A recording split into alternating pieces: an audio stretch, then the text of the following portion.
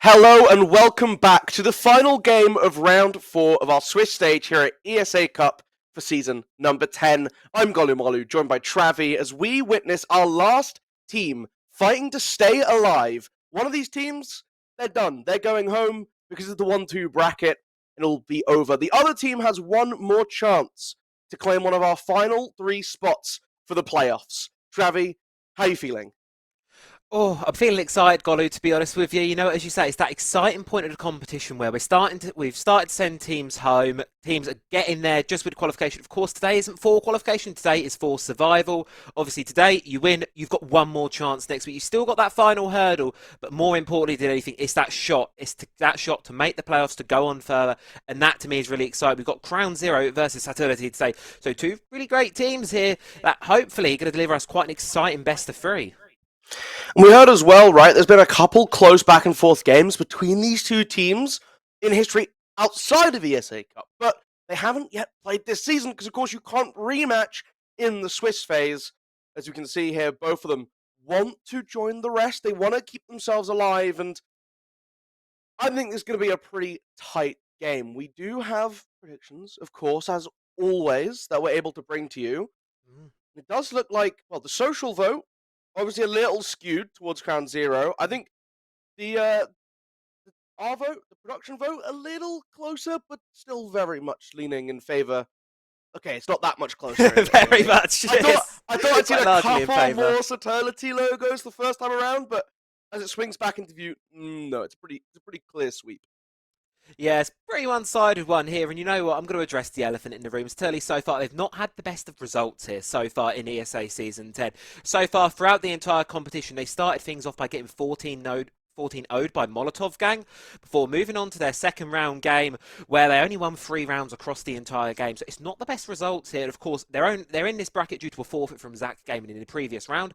So both teams technically coming off of a win into this bracket, starting off in 0-2, moving on 0-2, getting the 1-2, and coming in on here on a win now. But they need to win more. One of them is going to win, which is the best thing, the exciting part of it. One of them Yeah. has to win here.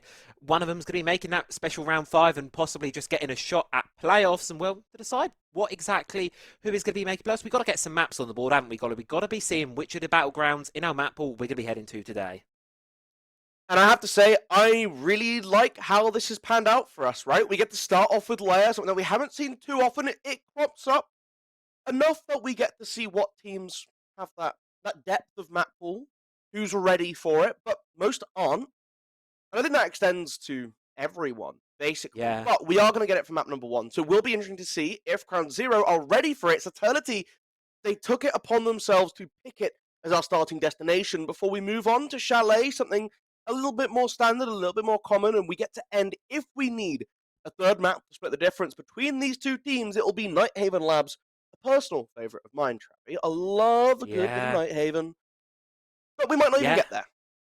Well, that's it. We've got to get there first. And for me, it's this map number 1 that really intrigues me. This lair pick. It's a bit of a curveball in here. Looking at the way these two teams have played each other before, it's not something either of them have played against each other as of yet. The other 2 maps they have, it was Chalet. Chalet was a 6-8 going the way of Saturlity, and then Nighthaven Labs was a 7-5 going the way of CrownZero. Lair, on the other hand, it's a little bit of an unknown. It's a little bit of a curveball, and I'm quite interested to see the logic behind Saturlity picking onto that one, perhaps looking to try and change the shape of the game a little bit, starting off the series on what could be a very high note for them. Yeah, and of course, right, like both these teams coming from O2, they're trying to make that miracle run happen. You get to go into the 1-2, 2-2, upset someone who might have had a really good run at the start and completely fall into pieces when actually getting to get that qualification spot. So for them to be able to just try and pick up wins and keep that ball rolling, either one of these two teams can have a shot. But again, I think the vote has a reason for leaning towards CrownZero, right? If there's a team that you had to put money on to be able to make that deep run, I think you know what it is, right? It's obviously Yeah. going to just be coming in towards CrownZero. They have had more consistent results in getting to this point. Even their losses have looked a little bit closer. Their win was more convincing as well, and against a slightly tougher opponent. Yeah, and on top of that as well, just to add on sort of the hype of CrownZero a little bit, I want to look at their previous game last week against E-Wave. Now, in that game, that was a 2-0 in their favour. They played Chalet, and what was the score of that one? 7-0. Then they played Nighthaven Labs for map number 2, and that was a 7-4 for CrownZero. So 2 of them are free maps here. They're quite comfortable on, I've got a feeling here. Both of CrownZero can be very comfortable on the last 2 maps in this one. Lair, don't know how that one's going to fare for them. I suppose we'll have to wait and see. However, those last 2 maps, so I've got a feeling for Saturlity, if they want to get this one done, they need to make sure they're going to be taking their own map bit. Because if they don't, you're going on to what are 2 very strong maps for CrownZero. And I've got a feeling if you don't win that map number 1, it's going to slip away from you just a little bit quickly here. Yeah. I am excited. I think if there was any way that you do this, right, when you're coming in as an underdog, you got to try and do something a little spicy to upset that boat. Yeah. Oh, bringing us to Lair. Lair. It's a good way to do it, right? I mean, you're banking on one half, right, of CrownZero not being ready for it. That can always work. And I don't know. I think it's a map, again, there's a lot still to be explored with it, Travi. Some teams really love that top floor. Others are convinced it's complete bait. The basement, who knows what's going on there? I still feel like teams will just give up all of the vertical when playing on the basement, and you just get to watch the attack have a field day. They just run up, they use a ram, they rip open the entire site, and it's like trying to play basement on Cafe, but the surrounding space is also soft floor, and also sucks, and also doesn't actually help you. Are they going to do that? I don't know. Saturlity, they're going to have to start out, I'd assume, on the attack here, right? As their map pick, it'll be CrownZero choosing sides, and they're going to pick defense. For Leia, map number 1, Travi, we're finally getting underway. Oh, this is going to be a spicy one, and I've got a feeling this map is the map to be here for. This is going to be the trendsetter for tonight, right? If Saturlity win this, it's starting to look really optimistic for them in the series. If CrownZero win this, I'm a little bit worried. So we're going to have to wait and see. Of course, all of the secret and all of the action is going to be lying here in the server. And of course, what better way to kick things off than some operator bans? Now, looking at what these teams like to do against each other, one of these bans is very likely to be a Monty. The other one is going to be a Dokkaebi or a Blackbeard. Question of who? Well, we're kicking things off with the Blackbeard ban. Yeah, get him out of here, right? He's very, very annoying, very, very strong. And again, you're looking at a map that has lots of long corridors, lots of tight corners. And that's where these shield operators excel. Pair that the fact that you just drop those ADSs, you pop down 2 ADS, and you have a Scar as well, which has always been a pretty powerful weapon. You know, not quite up there at the top, but still very potent. Another shield taken away. Another operator who really likes to get into those close quarters before taking it down. It's the Blitz ban. I think, again, this is another one that makes a lot of sense. You want to deny that quick explosiveness to these attacks. Let yourself fall into a good form on defense at the start of this series. And that's quite an interesting one to me there, the Legion. When I think of a Legion, I normally think of how effective he is against shields. But our attacking bans, they're both shield operators. It only leaves Monty in play there. So perhaps the Legion ban, it's a bit of a curious one for me, exactly what the logic is behind it. Of course, he's an insanely strong operator, not only bringing those goo mines, but also the primary weapon that's insanely strong, the secondary shotgun as well. And speaking of operators that strong, we're rounding out our bans with a Valkyrie ban, an operator that, well, it's like banned quite a lot between these 2 teams. It's one that is a fairly common ban across the both of them. But of course, she provides so much intel, she's incredibly useful, and of course, it's just another one that I think we see a lot of bans for, and it's well justified ban to make. When you're looking at these attack bans, right, the Blackbeard and the Blitz, there's this clear recognition of how strong and potent shields can be. Protect your bombs. You've still left by attackers. You know, it's hard to say what the scariest one is, but when that Monty's walking at you and you have nowhere to go, no way to really fight back, maybe he is the scariest. And so you go, look, there is only the one, but the chances of him being brought very frequently by the attack are quite high. From Saturlity's standpoint, why not get rid of him, right? Why not try and take that Legion off the board? It means if you want to run that Monty, he's going to be freed up a little bit, especially starting out on the attack. Doesn't look like he's going to rear his head here in round number 1. He said they want to play... Oh, no, immediately. 10 seconds to go. No, and off again. Never mind. I'm going to shut up. Yeah. I'm going to stop talking. I'll let them lock in, 5 seconds and then we'll figure it out from there, you know? Look, There's no more time to swap. It is the Ash staying in. Monty's gone, but on this top floor, they've got plenty of hard reach and the Thatcher. That's what I really like to see from teams. Recognizing that it's such an important win condition is getting that outside breach open and giving yourself the option to rotate and play for Skybridge if you want to. Yeah, and you look towards the opposite side on the defense as well. They're recognizing the importance of that game. They're bringing in the Bandit, bringing in the Mute, all operators that deny that wall getting open. Make sure Saturlity are really going to have to work to get those walls open when they need to. Of course, they've got some great backline operators as well, but put that on pause. Scopes just gets immediately taken out there by Yellow to kick things off. The Goyo going for a bit of an extended hold towards operations, and it just doesn't work out for the defense at all. An early loss, and one that's definitely going to sting for CrownZero. Not ideal to lose someone so early on, but again, this is a site that you can knock down quite hard, and with the Bandit trying to trick off on the main breach, I say that as Yellow is able to walk out onto Mezzanine, gets a second for himself on the Dipsy. They're starting to try and open up this side wall, but Bandit doing a great job of locking down one side. There's a second being open behind him. He gets a Bandit battery down in time to perfectly lock that one up as well. The third Selma does go off, so now has to be a little bit more careful, but such a demanding presence. And this attack really struggling for that loss of utility. Yeah, look at that. Reduced to one exothermic charge remaining there. The Bandit there doing a phenomenal job at exactly what he needs to do, focusing on the utility game. And sure, Saturlity, they might have the kill advantage right now, but they're certainly doing a great job here of hunkering down on this objective, holding it down like a fort and making sure the attack really are limited with how they get in. And if CrownZero can start to win some gunfights, there's still an opportunity for them in the final sort of minute or 20 seconds of this round to turn it back around into their favour and to get themselves off to a good start here on Lair. Question is, can they do so or not? Yellow trying to go down below to disrupt the Bandit. Able to do so, but lost his life in the meantime. As they swung in from Mezzanine now, Travi, they want to push for that final execute. Yep, final execute being eyed up here now, and as I said, this defense are going to need to find some key kills. One back, then it immediately got traded. But here comes Fleek over on the flank, and how about that? Lucky there gets one for themselves, and we're back to a 2 versus 2, where I'd say the defense are in a fairly favourable spot here. You see the Evil Eye there's providing the intel, but then that's going to be the issue. They're reduced down to 1. Lucky on their lonesome, forced out of position via the frag grenade, cannot find any more than that. And it's going to be the attack of Saturlity.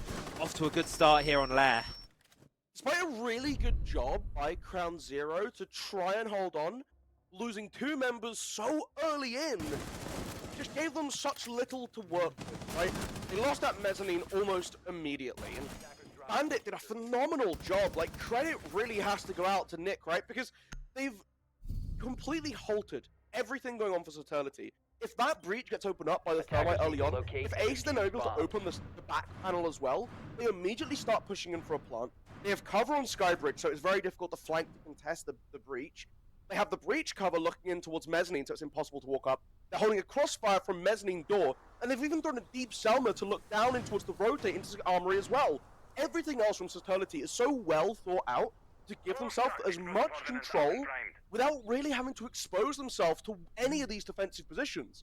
It's a really well thought out play. It gets halted, it gets stopped, and it's all on the back of one player. 10 seconds to insertion. Yeah, and it's just a great start there for Saturlity. As you say, good strategy across the board. Worked out really, really well for them, and you can see they've definitely done their homework here on there. We did speak a little bit about it, how, you know, some of these teams, they're not obviously still not learning there, but there's definitely a bit of a knowledge gap when you compare it to some of the more common maps now, Paul. You know, your chalets, your cafes, your clubhouses. There is that little bit of a knowledge gap, it does feel in there. Saturlity, well, they're looking to close that one out a little bit there. Really well thought out first round, and as we head back up to the top floor, CrownZero believe that something can change up here. And in doing so, it's going to be the operator lineup change, bringing out the Cade and the Tubarão on the board. And Golu, what does that mean for us? I mean, again, it's showing this key desire to play around the breaches. You don't have to rely on Bandit getting a well-placed time. You throw out one of those Zotos, you lock it up for 12 more seconds. You can pair that with a Kaid to do it from much safer distance. Also harder to play vertical on you. And that's what they're trying to do. Yellow still creeping around this middle floor. Wants to hunt someone down. You've got the Buck ripping open as much vert as possible at the same time. They've got to be very careful, because CrownZero, they know that this is the game plan for the attack. So they've set up angles already looking down below, waiting for someone to walk into their line of sight. Yeah, and the key is as well here as well for CrownZero, as simple as it is, they've not given away that early engagement. Still got 5 people on the board here, and as you can see the vertical game is being attempted here. It's that buck below causing chaos. However, this week does find one onto yellow, takes down the Ash. CrownZero, well, they eventually lose the wall, but they take one of the players' Saturlity off with it, and I'm pretty sure that's a trade they're going to be willing to take.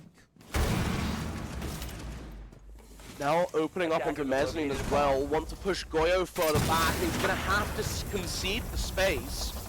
Battery on the floor, still holding on to the next wall in sight as well, and quite angle being played by the Kaid, but as the floor is torn from beneath him, he has to move. No one on Mezzanine can get in position, because Goyo's done a good job at stalling them out, but it's not going to matter in the end.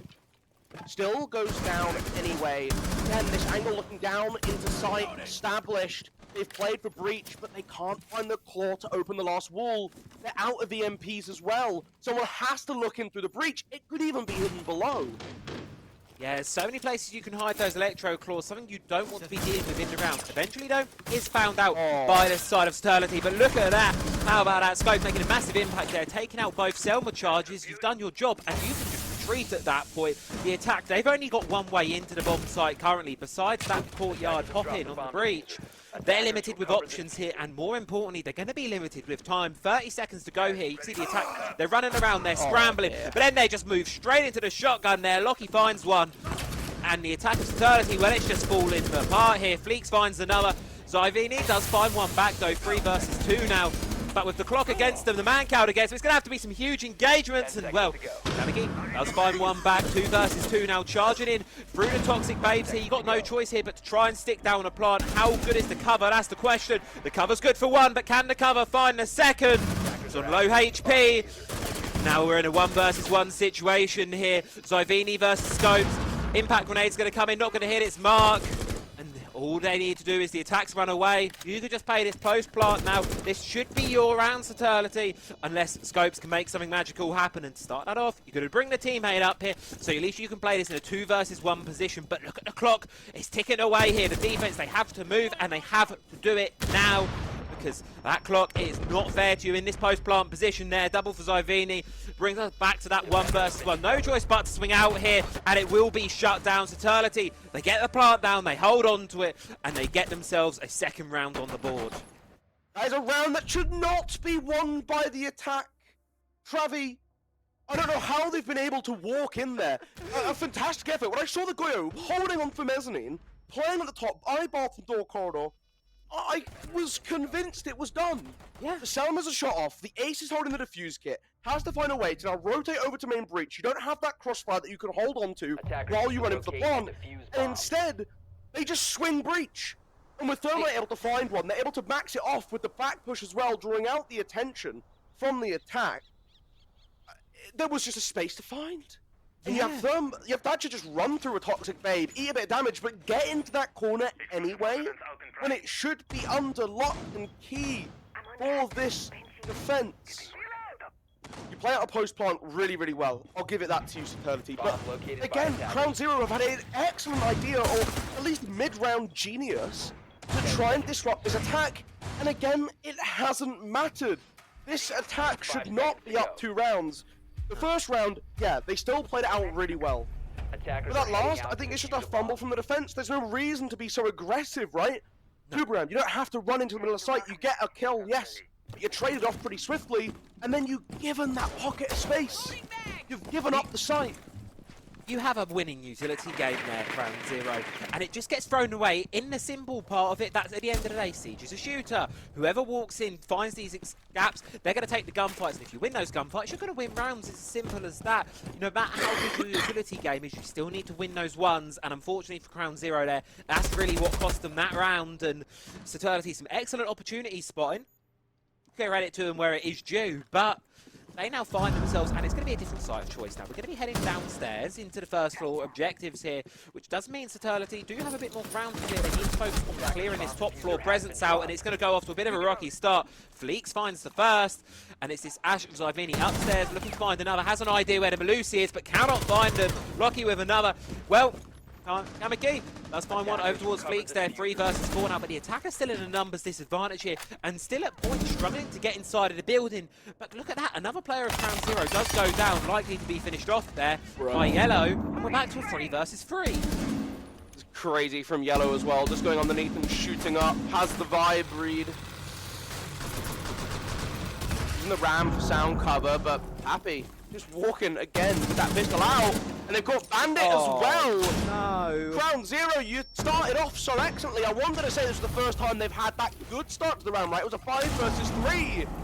And immediately it has all fallen to pieces. This overwhelming number from Saturlity going up above, picking off kill after kill. They look way more comfortable here on layer, and the call comes out, giving Dipsy just a little bit of ping, right?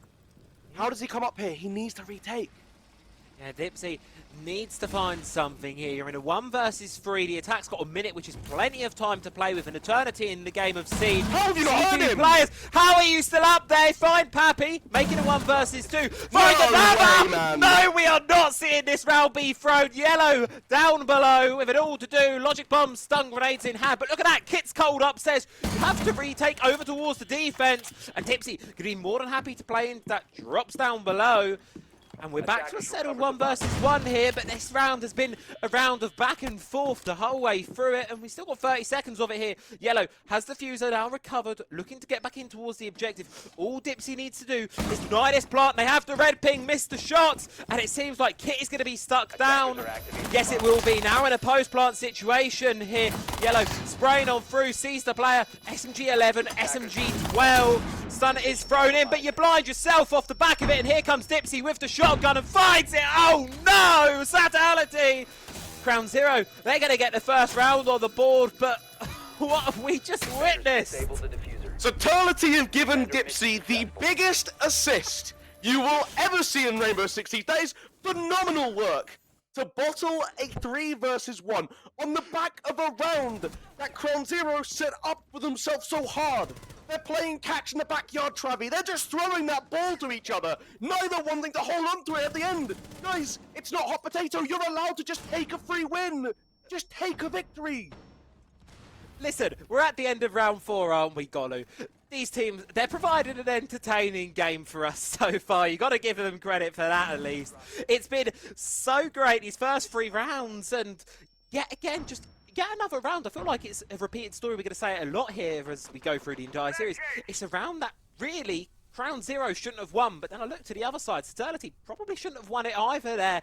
It's a round of whoever's, as you say, it's that hot potato game. They're throwing the ball back and forth. No one wants to hold on to that win. No one wants to play it comfortably. And they both seem quite confident to get in these engagements, even when it's not favouring them. I don't know, man. I mean, hitting yourself with a flashbang at the end too, that's a magical little touch. A nice little flourish on the end of your calligraphy, just to really sell the fanciness of it all. Fair play. I mean, hey, CrownZero started that round off phenomenally. They probably deserved the win until they started just dying out of nowhere, so maybe this is like, you know, it all balances out, right? They take it in turns, giving each other a couple funny rounds, pulling off a couple silly plays. And starting off a series with a couple of these highlight moments, for being generous. You know, you settle in over the course of the game. You get, this is what I always say in my League of Legends games. I get the in-out at the start. You give up first blood and then you play seriously. Yeah, and we've got a long way to go, of course. The best of 3 series here is not just left. We've got possibly 1, but likely even 2 maps more coming after this one. We can't be doing this back and forth craziness all night. We need to make sure that we start to lock in and secure rounds here. And one thing that I'd like to bring up, Colin, is our lair defender-attacker win rates here in ESA. 43% attacker favoured, 56% of rounds go to that defence. The attack currently in that winning position though, and it's round number 4, they're attacking down to the basement, already good progress for them, right? They're not even a minute and a half in, they have good control of Boiler. Edge have it off as well, so they can start to play with this breach if they want to get that connector control too. Verticality coming through for them between the Ash and the Ram, with all 3 of those boogies already being deployed. quick work here being made by Saturlity. I mean, you've still got half the round to play, of course, but they've already got control of this first floor for the most part there, and you can see at the bottom as well, they're making their way across that basement now, starting to apply that pressure towards the objective. We're still sitting at that 5 versus 5 mark here, you know. Of course, all 10 players still active here, but that's not going to be here for long. As you can see, Cade getting targeted out by the Deimos here, looking to apply that vertical that is oh so prevalent on this basement side against the defense here, but can't find the soft floor. But Yellow can definitely find them there. 2 for Yellow is eventually shut down. But look at what you've lost there. You've already lost 2 players there on the side of CrownZero. And Zavini wanted to make an entranceway in towards the side of Stock. You can see Fleeks holding the angle close there, tight up with the shotgun. And it's a question of who swings who at the right moment. Well, the shotgun's going to miss the shot, and it's the ram coming off on the top. CrownZero now in a 2 versus 4 there. Lockie completely blinded out. Dipsy does have the Echo drones to try and deny the plant. C4's going to be thrown in. Is going to find the player on the defuse. And that's left around a little bit open here for CrownZero if they can just win one more gunfight. Unfortunately, not going to be able to do just that as Pappy claims Dipsy. That's all on the shoulders of Lockie there. Spotted out, tucked away in the closet. Can they find it? It's Pappy in a 1 versus 1. I didn't even realise 2 players of Saturlity are down but not out on the floor here. And CrownZero, they could just play the clock to end this one out there. Kit's cold. They need to find this kill. They need to sprint in the fight. And they need to swing in, try and get the player. Air jab might be the saving grace there. And yes, it is. Lockie's going to fall. And it's Saturlity with another round. They don't really have a whole lot of right winning, but they do it anyway. It's only one big boom needed to give Ash the final frag. Again, this Nitro cell is almost perfection. The injure onto the Nomad, the kill onto the Diffuser Planter, the timer so low. But they've done their due diligence, Travi. They've set themselves up properly. They have the air jab, watching Connector, and as he tries to escape from the Ash, he gets sent tumbling down over. Oh, this game is entertaining to say the least. Saturlity going to be guaranteeing themselves the even half at the minimum with that one, getting themselves their 3rd. CrownZero, we said it a second ago, it's the defense that should be on the favour here. CrownZero really need to get some rounds on the board here, or otherwise I feel like this sort of off-pick of Lair really is working out for Saturlity so far. They've clearly done their homework on it, and yet again, some of the rounds, they've been a little rocky, right? But they're getting the job done. They've got themselves an advantage on the attack, which is statistically the less favourable side. 5 seconds They should be quite happy with the spot they're in right now. Oh yeah, they're chilling with just this alone, right? I mean, even if you give up these next 2 rounds, you get to go 3-3 into it, but there's no reason you can't hunt for even more. Your map picks Saturlity. They smell blood in the water, and they're showing no signs of slowing down here, right? Even in these very hectic end-round situations, they want to push in for frags. They want to try and take CrownZero off early on. I like seeing that early aggression, but so far, a slower start from this round. They haven't quite yet made their way into the building. They want to make sure they're not getting caught off guard. We have seen CrownZero, when they get that jump, be able to be a threat. And they've been changing up how they play sites on the repeat. This time, still no extension up above. I like seeing Saturlity recognizing that CrownZero have that flexibility behind them and just make a little bit more extra care. And care you need to have. Look at the top of your screen. CrownZero bringing 3 C4s in pocket there. Velvy obviously aware of the vertical game that Saturlity are going to be wanting to play. They're going to want to be trying to find those engagements with the C4s, because essentially a C4, you pop it in the right place at the right time. It's a free kill, possibly 2 or even more than that. Those C4s provide so much value and utility in the round here, and as this vertical game sort of plays out, it's definitely something that you want to be keeping an eye on here. Something else you want to keep an eye on here is this Tuberel wasting even more time of what was already quite a slow attack to start with. Right, another EMP coming through. This is really well timed. Is it met with Zoto? Yes, it is. Yeah. One more EMP, one more Zoto though, so at this rate, it's not going to be ideal, because you're going to get caught out. I think they have to try and figure out how to stop this. Yeah, you're going to eventually be dropping the hatch. Oh, it's destroyed by the electro. And they use the EMP. Oh, no EMPs remaining here. Saturlity a little bit dead in the water right now. How do they get themselves back into this one? Well, it's by sending players down the staircases here. And look at that. They want to try and get this field to wall open, but they're unable to do so because of those electro claws. Yet again, CrownZero putting a lot of emphasis on the utility, and it is working out for them so far. Really doing a great job of wasting the time of Saturlity right now, and CrownZero just comfortable in the objective right now, taking a little bit of damage, sure, and the pressure is going to mount up in these final 40 seconds, but they've got an idea of where this push is coming from, it seems, and they're looking to right the wrongs of the previous round. They're going to start it off with Lockie getting a pick over towards Yellow. Fleeks finding success on the shotgun this time, and how about that? Second with the SMG-11, and Saturlity, well, they're walking into sites with the option available to them, but they're just walking into their demise at this point here. 2 versus 5, 20 seconds left to go. What can you do to get yourselves back into this one? Well, it seems like it's going to be a rotate round here, but yet again, there's a player with a shotgun waiting for you. Fleeks is eventually found, but it seems like above, Milky has given up on the idea already. Just going to be chilling upstairs in hallway as Execs looks to try and find them on the site here. It's 3 versus 2, but what can you do? You're in 1 versus 3, no time left on the clock, and CrownZero, they get themselves a second defense, making that basement work out in their favor finally this time around.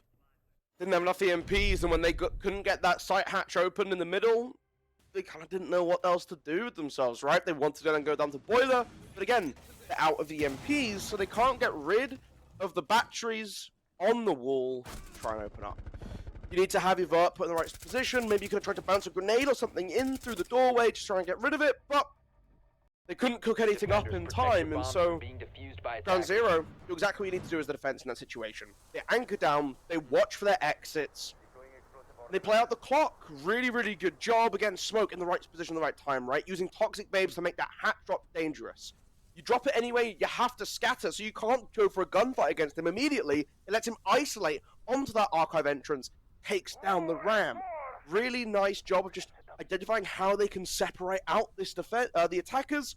They can hold the angles, weigh out the clock. Very, very lovely done. 10 seconds to go. Great job indeed, and well, CrownZero, they're going to be looking to see success on this remaining. top floor yet again. It's been a bit 50-50 so far with it. Sometimes success, sometimes less. So we're going to have to wait, of course, to see what happens. But CrownZero, they're playing a bit of a different game this time. Still got a lot of emphasis on that utility. But one thing they're bringing this round is a lot of heat, both quite literally and metaphorically. Goyo and the Tachanka being picked. And Tachanka, I don't know about you, Golu, but that's not one I see on the top floor of Lair all the time. I do like the idea from it, right? You're trying to use the Shumika launcher to bank in those fire grenades, deep into sight where the plant goes down. Because you can do it from relative safety. You can either hit like a crouch or go prone and try and draw a long angle. Could be a little risky. I mean, we've seen Saturlity been able to find ways to adapt the utility coming out on this top floor site. Obviously, having won it out twice already. One of those much more questionable. That was the second time around. Still have this ace. Oh, that's a mistake. Don't worry, we didn't see it. We didn't see it. No. Carry on, chaps. Keep going. I want to see the ace and Thermite try and open up these walls simultaneously. It's going to draw out the attention from this from the Kaid and Tuberam combo. Make it a lot more difficult to focus on just one. They're going to run up on the floor at the same time, actually. Another adaptation I really, really like to try and catch out this canister early on to save them these EMPs. It feels like we're watching a little bit of a game of 5D chess right now with this wall. You're going to try and counter it with this one. We're going to try and counter your counter with XYZ. You can see there the idea on the vertical, catch the player on the retreat, but instead it's just going to be one of the players of Saturlity able to fall early on. Pappy's going to be going down. That's the ace taken out here. And halfway through the round here, the attack, they're still trying to get these core breaches open. Utility to do so is rapidly dwindling, and the players they've got available to dwindling also. Fleeks finds another over towards Yellow. It's exothermic, I believe, to be able to get the wall open. Yes, it will. But what's it cost you? It's cost you 2 of your players a hell of a lot of time here. And as we approach the final minute of the round here, Golu, I'm not too comfortable about how Saturlity are looking right now for this one, unless they can get this pick. They see the Tuberao here, but unable to find it.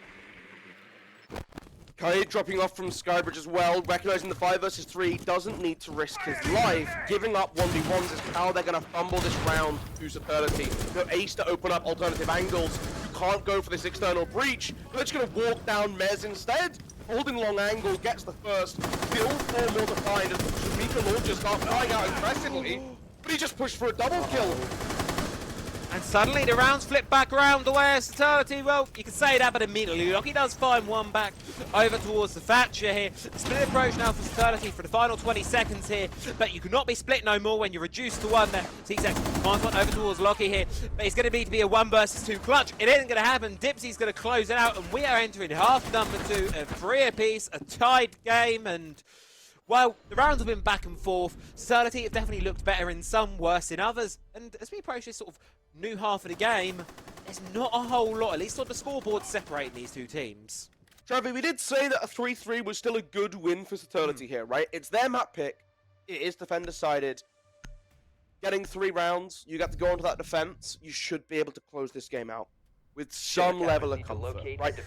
You should be able to. It's important we say that because if there's one thing that these teams have been doing, it is keeping the playing field very even with each other. Keeping it exciting for us. That's what it is. They're keeping it fair, right? Yeah. Equal opportunity. Big fans of socialism, these teams. They always want to make sure that there's chances for everyone. And that's what's led us to a very close game when realistically Saturlity have looked like the more dominant force in many of these rounds. I mean, I say that. You could very easily flip the script. Saturlity stole around from CrownZero. CrownZero then stole around back from 5 seconds remaining.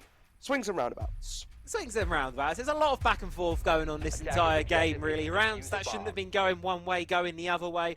CrownZero, they're going to be, of course, on the attack now. And the first thing I'm spotting my eye to right at the bottom is Fleeks going on towards that Montaigne, going on towards that shield, because it's something that the bans have been quite reflective of. We've not seen the shield yet all game, but round number 7, that's going to change.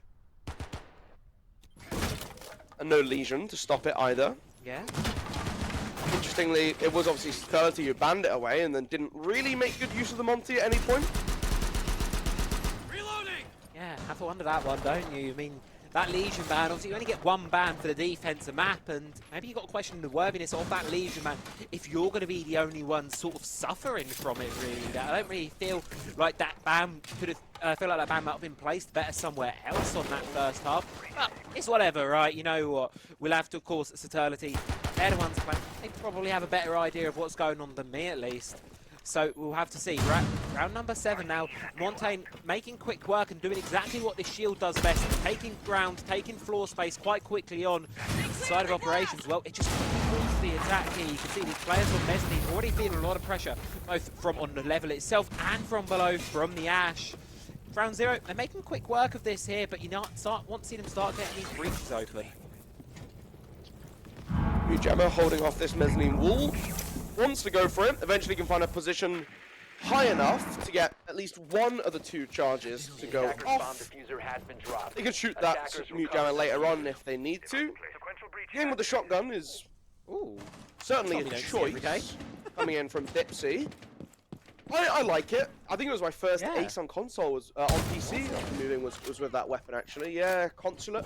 Walked down admin stairs down into the basement back when they still existed and just walked up behind everyone and got an ace. It was just a very high elo lobby if I'm being completely real with you. It's a lot of fun, that shotgun, I'll give you that. It's cool, it's unique, you know, a bullpup revolver shotgun.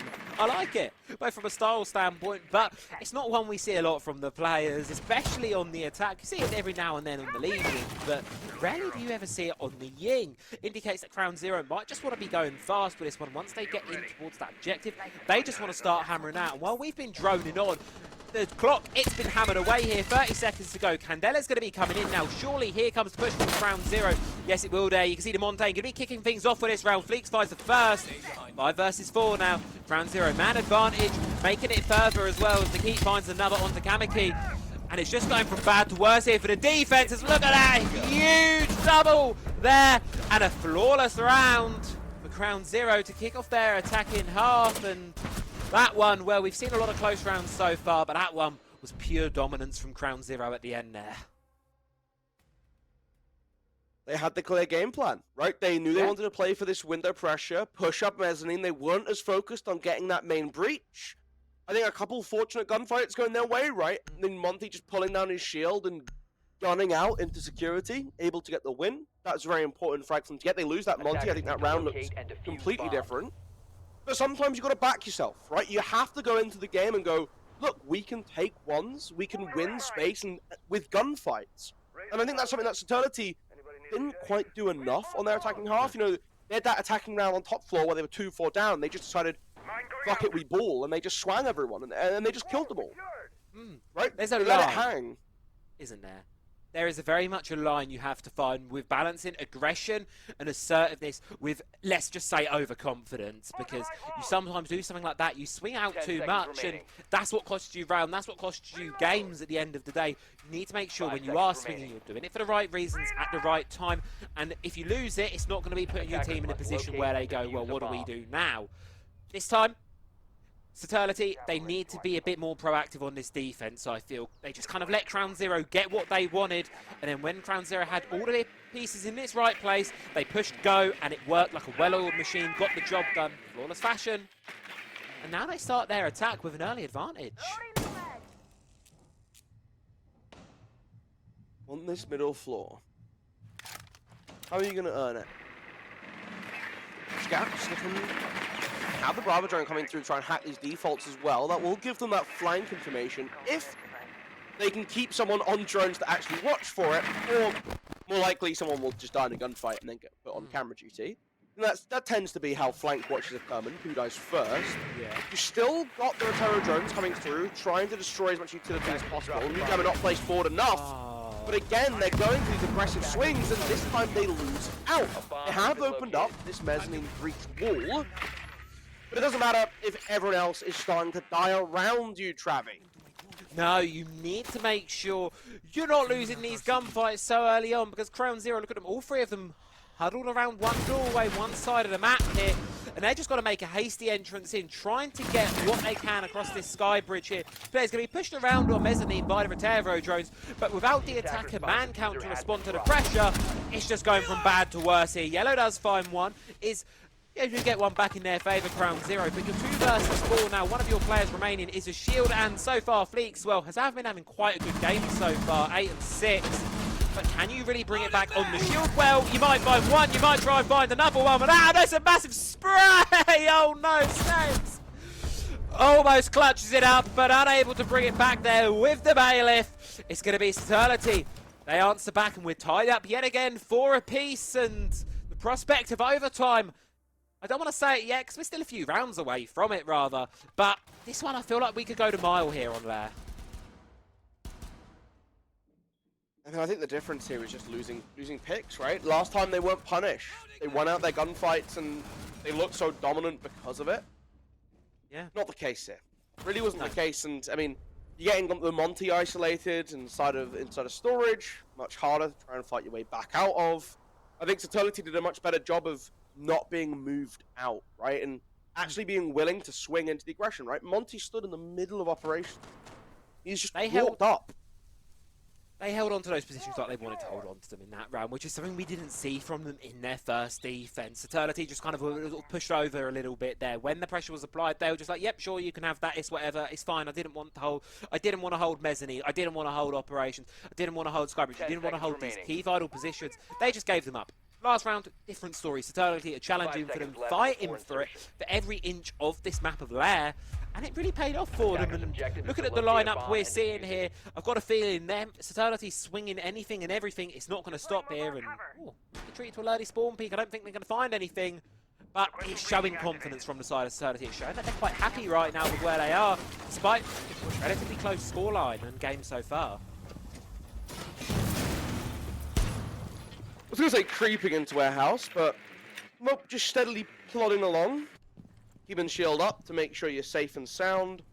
Want to secure this yellow staircase, we can see the silhouette. Trying to be a little cheeky on the flank, so something that CrownZero will definitely have to start investigating. Again, Monty just walking so far forward though, this is a little dangerous. If you get caught off, they're holding an angle deep on the doorways behind you. You could very easily be caught alone. There's a frost right in the corner now, so you want to be very quick to get some teammate support. And Loki gets there just in the nick of time. Monty stuck in a corner can now get rid of that frost mat, and the Vigil takes a lot of damage as well. And Fenrir just AFK. Attackers have located a Yep, bomb. Fenrir just asleep at the wheel, unfortunately there. CrownZero just walking into sight for relatively little cost to them. Eventually, Dipsy does get punished there, but we're still in the 4 versus 3 position here. They are going to heal the player up over on the side of Saturlity, so at least the 3 players that do remain, they're going to be fighting with everything they've got in the tank there. But CrownZero, look at all the time they've got to play with here. Over half of the round left to go. They can just get creative. They can just play with this time. And it's going to need to be some magic here from Saturlity to bring this one back. And the Doc and the Vigil Well, they find one apiece. They might want to try and get there, but a massive double kill from Fleeks on the shield yet again. Leaves it all on the shoulders of Kamiki here in 1 versus 2. They have an idea that the fuse is going down in the smoke, but the cross is being held. They're unable to make the response. They need to try and isolate this one. They're just going to push on forwards here. They see the shield, trying to find this other player, trying to find the cover, but Niki not giving away any of it, just going to be running backwards, forced into the sideline of the ace by the Montaigne, and surely that is a round done and dusted, and yes, it will be. Fleeks with a massive round on the kills, on the shield, and CrownZero take yet another on their attack. Kind of crazy, right? We're talking at half-time. Saturlity, their map pick. They'll be the ones with a solid game plan. They look a little bit lost at times, I can't lie, right? We're seeing a Monty just able to walk blindly into lockers and never really receive any threat. That's criminal. You have to be able to put that pressure on, and I mean, the lovely kill, taking Dipsy down as he runs in amidst the blind, but it's just not good enough, right? We have to find a way to start putting numbers looking at this shield. There should be a way to set up a crossfire. There should be people waiting in lockers or trying to contest onto warehouse. They're giving so much space to CrownZero for literally nothing. There is one barbed wire that CrownZero had to face on their way to get into the bomb site.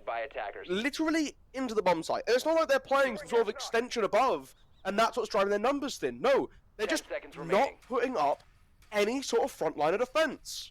Why are we playing like in our own B site?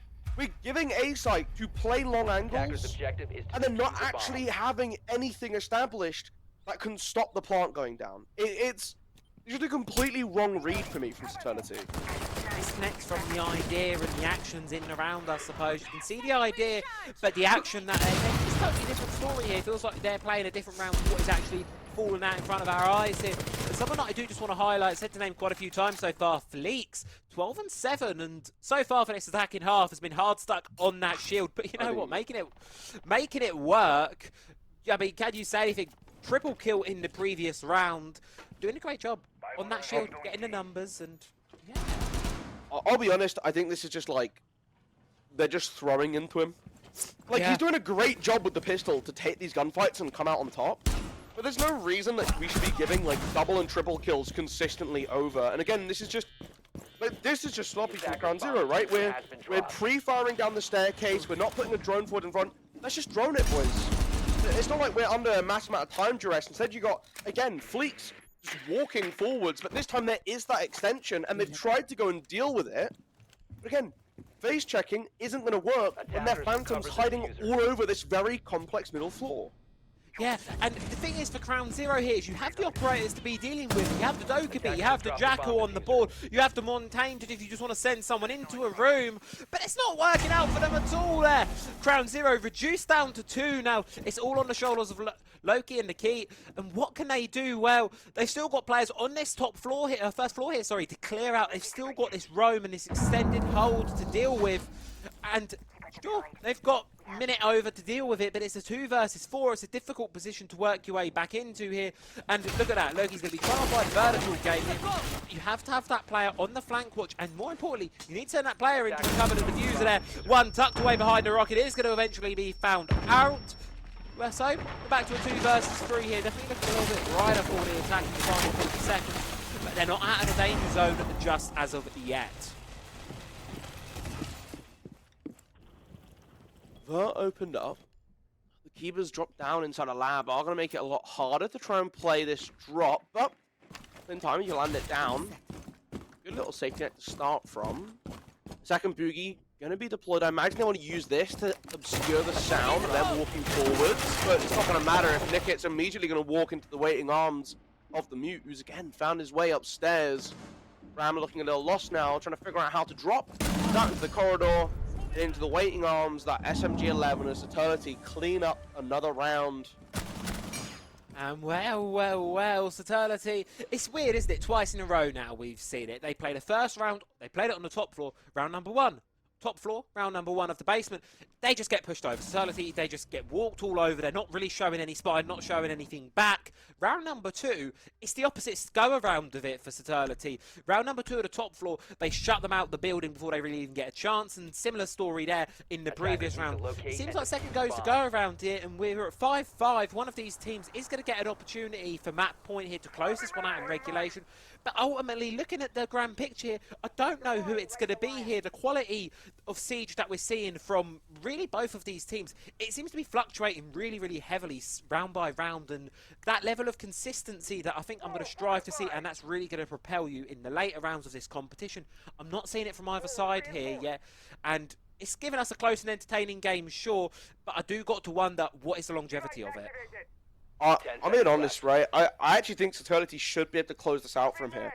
For me, what it looks like is they're coming into these rounds, and they're just not playing how they want to. They're just sort of giving a lot of space, they're being quite timid, and then they get that second round at an attack, right? They lost top floor, what do they do next time? Well, they actually challenge the attack.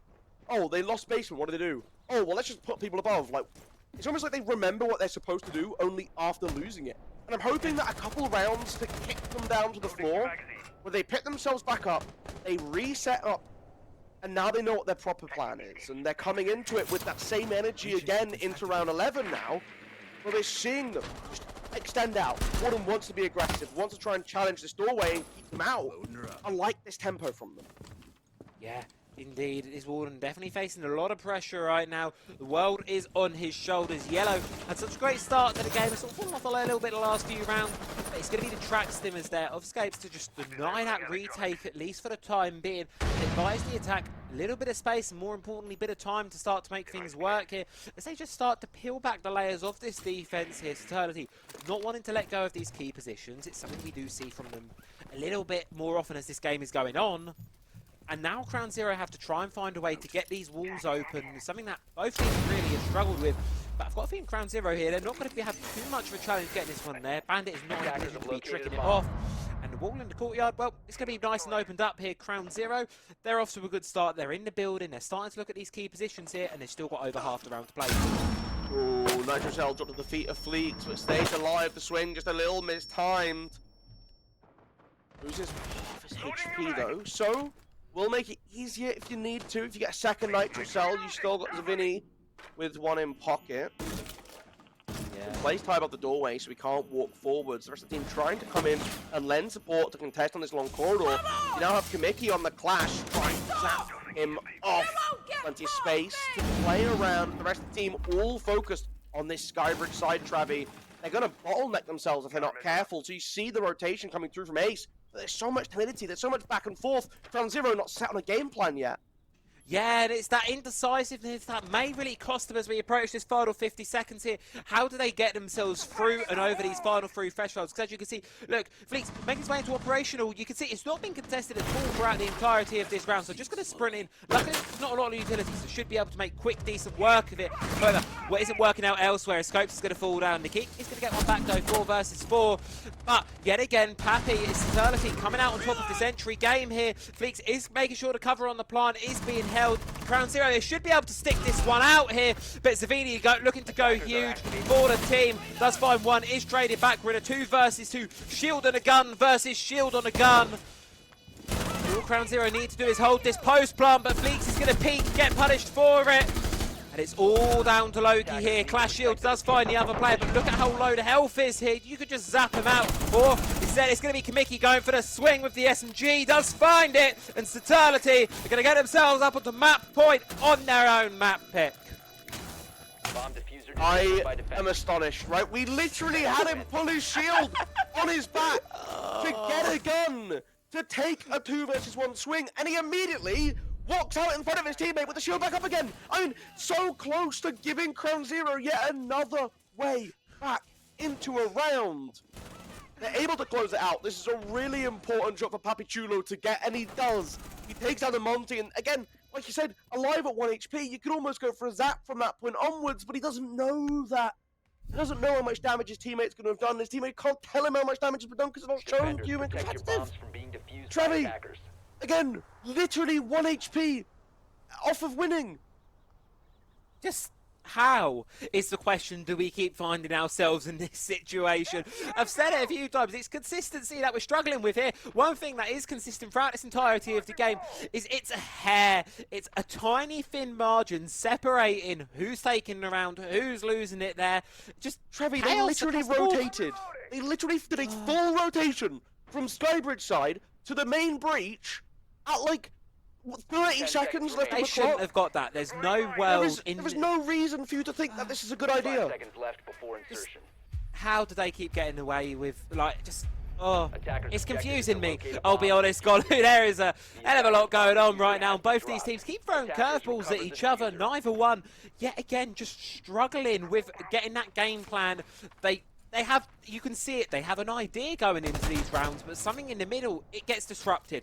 And that's when they start to shake a little bit. And I think it's where we keep finding ourselves with these really, really close, almost comedic rounds in a way, where you have these teams in these positions where they should be winning these rounds quite comfortably, and then it all just seems to fumble apart because of one little key thing that goes wrong, and the response to that, that's where I think they're struggling right now. And Saturlity, they've been playing it well for the most part. They are on map point. They've just got to lock down this defense here one more time. Ooh. And it's not off to a good start. Good frag.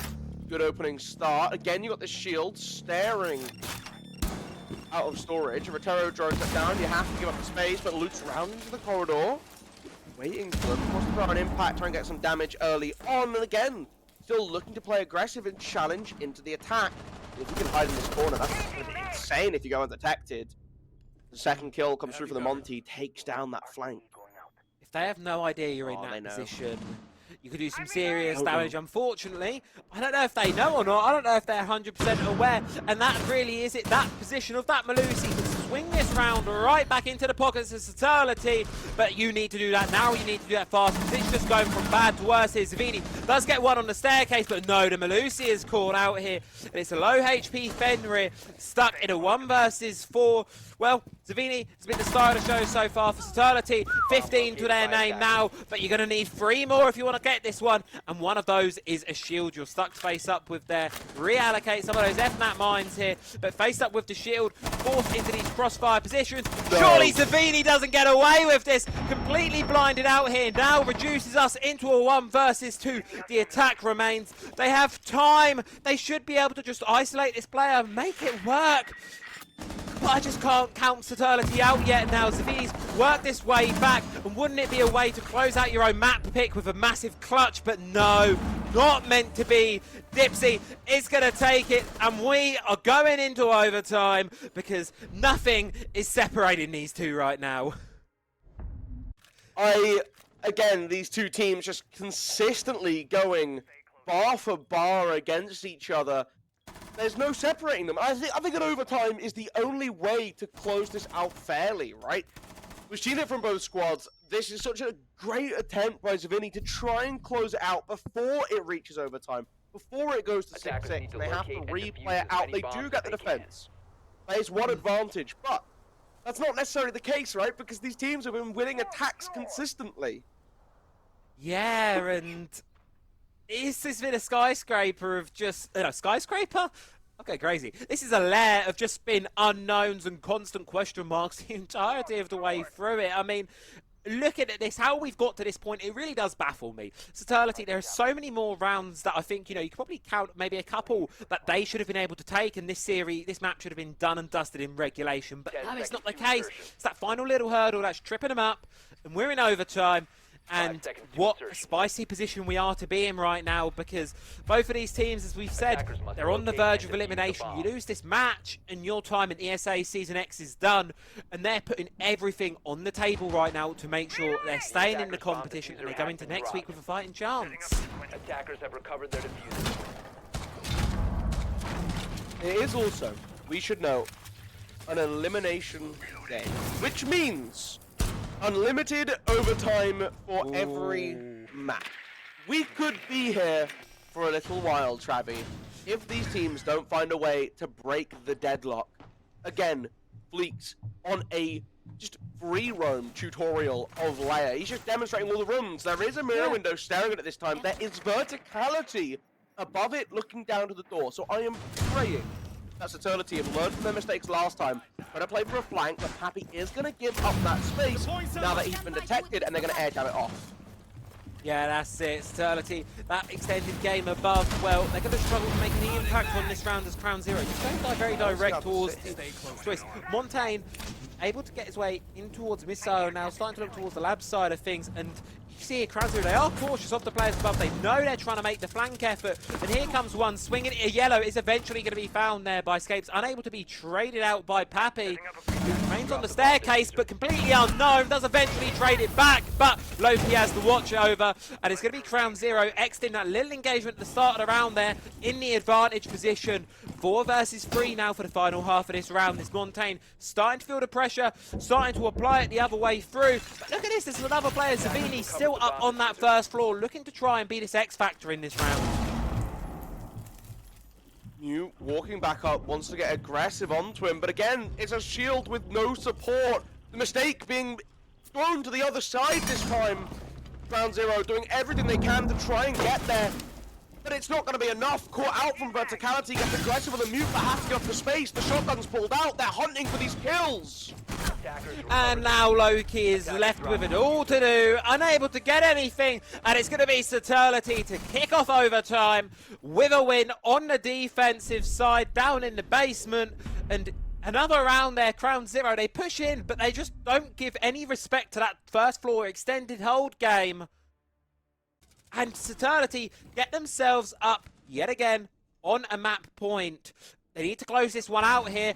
CrownZero, well, you've still got plenty of a fighting chance here. As you've said, it's in for the overtime. You need to take a 2-round lead over your opponent to take the map, take the win. And for CrownZero, well, before they can get to that 2-round lead, they're going to need to tie it up 7-7. Defense doable. Basement is going to be interesting though, right? I mean, not even basement, it's the middle floor, sorry, going to be interesting, because we saw them want to hold on to verticality above. They've struggled a lot with top floor. They had some issues with basement. I don't know if this is the right choice. I don't know if this is the correct call to try and put out something a little more different, but who knows? Maybe that's what you need to do, right? Maybe you just need to throw caution to the wind and pull out something a little bit crazier to try and break this. You have to win this round, though. You get to go to 7-7, you get another 2 times. We're playing ping-pong rules, right? You got to get 2 rounds ahead of your opponent. Otherwise, we just reset.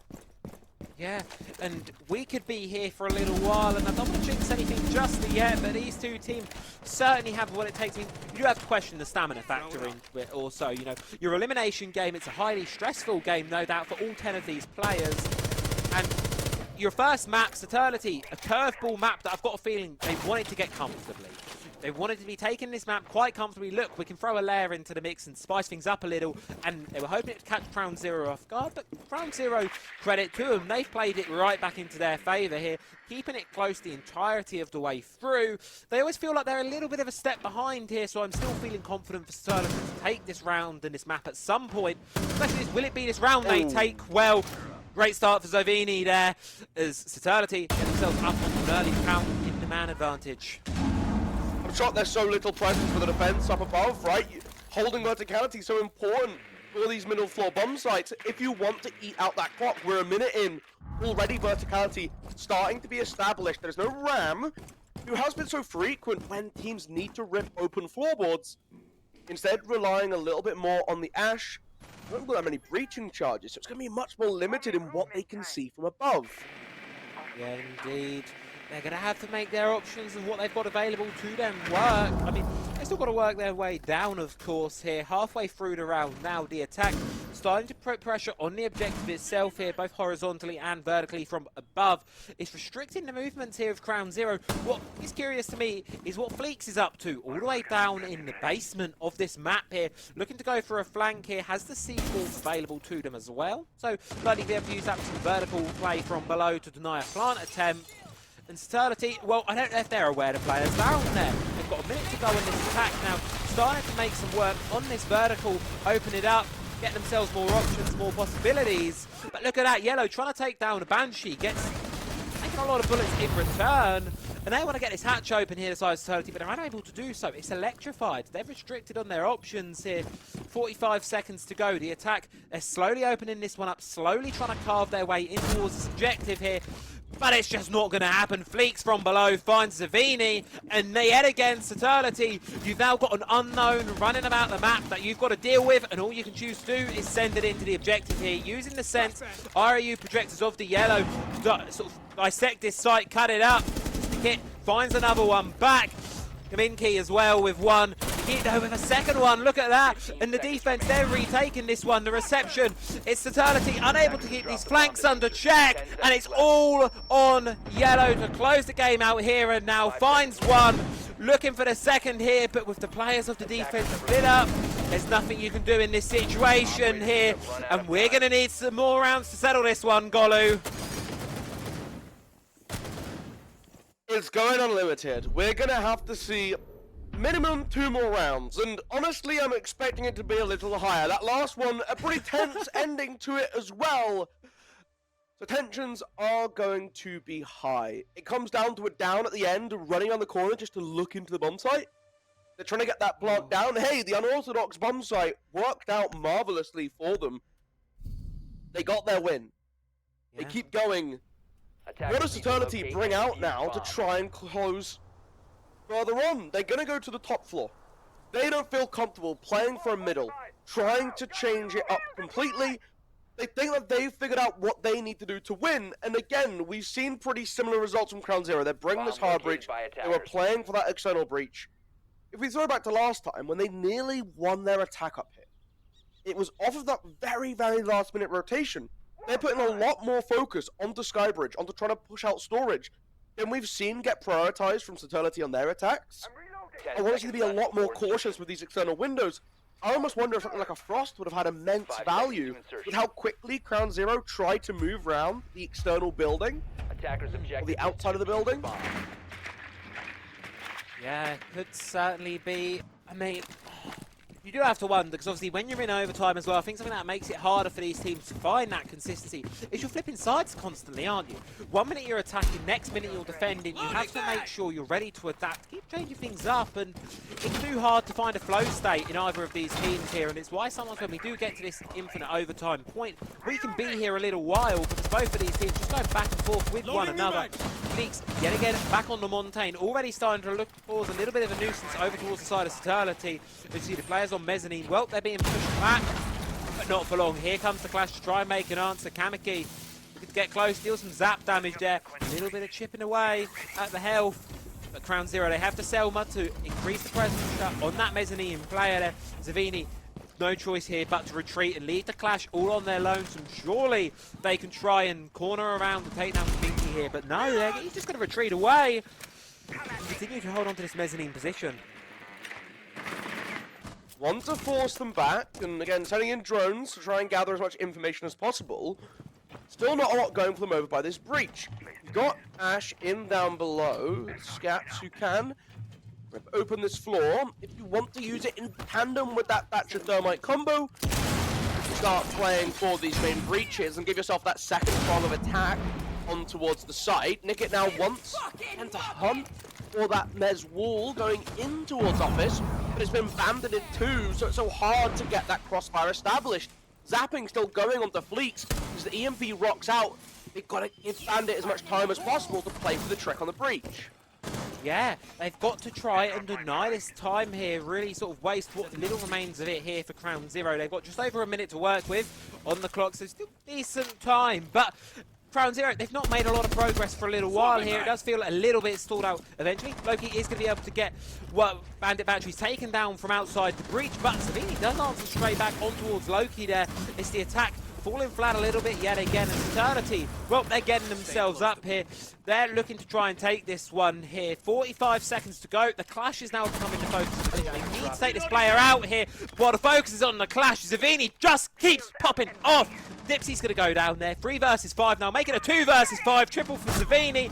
And yet again, the attention's all in the wrong places here. So many eyes are on this clash, but the real star of the show is Sign, and it's Zavini. And it's a flawless round for Saturlity, as yet again, they push themselves up onto map point. It's Time to go again, Travi. They have to find a way to win another defense to extend layer another round. That was round 15 just played. That is the end of a normal regulation game. Saturlity would have won if it wasn't for the fact that we have infinite overtime, Travi. We keep going. Yeah. They have to hold on. And this is the lifeline that CrownZero now desperately need. What advantage they have is that they picked an unorthodox bomb site the first time around. They get to go to either top or basement, and it's back to top floor. But they will choose to go. Bringing back that Tachanka that we talked about before, that we questioned its value. In the end, it didn't really do a whole lot, right? This was the round. That Saturlity were down and out for the count. They were 2-4, they were searching for any possible answer. And they somehow walk in breach. And just by taking gunfights on gunfights alone, were able to flip a massively disadvantageous round. That has not been the same since, Travi. We haven't seen this unevenness in terms of the gunfight. CrownZero have been standing their own ground much better. Saturlity need to have found a way to break the deadlock on these attacks. And they've been getting caught up on a Kite and 2-Brown combo. They've been getting caught up on bandit tricking. So they've just brought a Maverick. They're streamlining the job. They've got an Ash who can open the wall up for them afterwards. They've got a Super Shorty on the gridlock if that's what they choose to use instead. They are alleviating one of these pressure points that's caused them so much hassle. And as well, they're bringing that shield, something that we thought the Legion ban would indicate they want to play into a little bit more. They've not really brought the shield a lot or at all so far, if I'm remembering right. Saturlity brought it once so far, so second time round. Yellow got to try and make some magic happen on this Montaigne, going in towards round number 16. And they do it well. Shield can be sent straight across Skybridge here, quickly searching out, finding the players, and immediately can be met up here with some players from the side of CrownZero. Impacts are going to be thrown, but the pings are going the other way here. The question is, how does Saturlity capitalise on this information? How do they try and find the pings from the back of the Montaigne? Because he's currently in on his lonesome, and he's taking a hell of a lot of damage for it. Yellow brought down to about 20. Finally, the player comes in, but that's not without challenge there. You can see Mickey taking a lot of damage. There, or just a little bit rather. It's the shield that worries me here. He's focal point of your attack. Look at how low the health pool on him is. Matters not though, as Yellow finds the kit, and it's Saturlity with an early advantage in towards this one here. Halfway of the round to go. Janka taking some damage, but again, you still have this Monty sitting on a doorway, feeding information over to the attacker Saturlity via pot, and he's not for 1 HP as he has to now respect everything that comes his way. A Shamika launcher placed at his feet is going to be the end of the day for him. It's not going to matter as again, they're still getting aggressive onto this attack. Who are funneling down the corridor. Yeah, just keep on going. They're looking themselves. It's Saturlity tunneling down quickly. Yellow surviving yet another C4 here. Anything could take this Montaigne out at this point.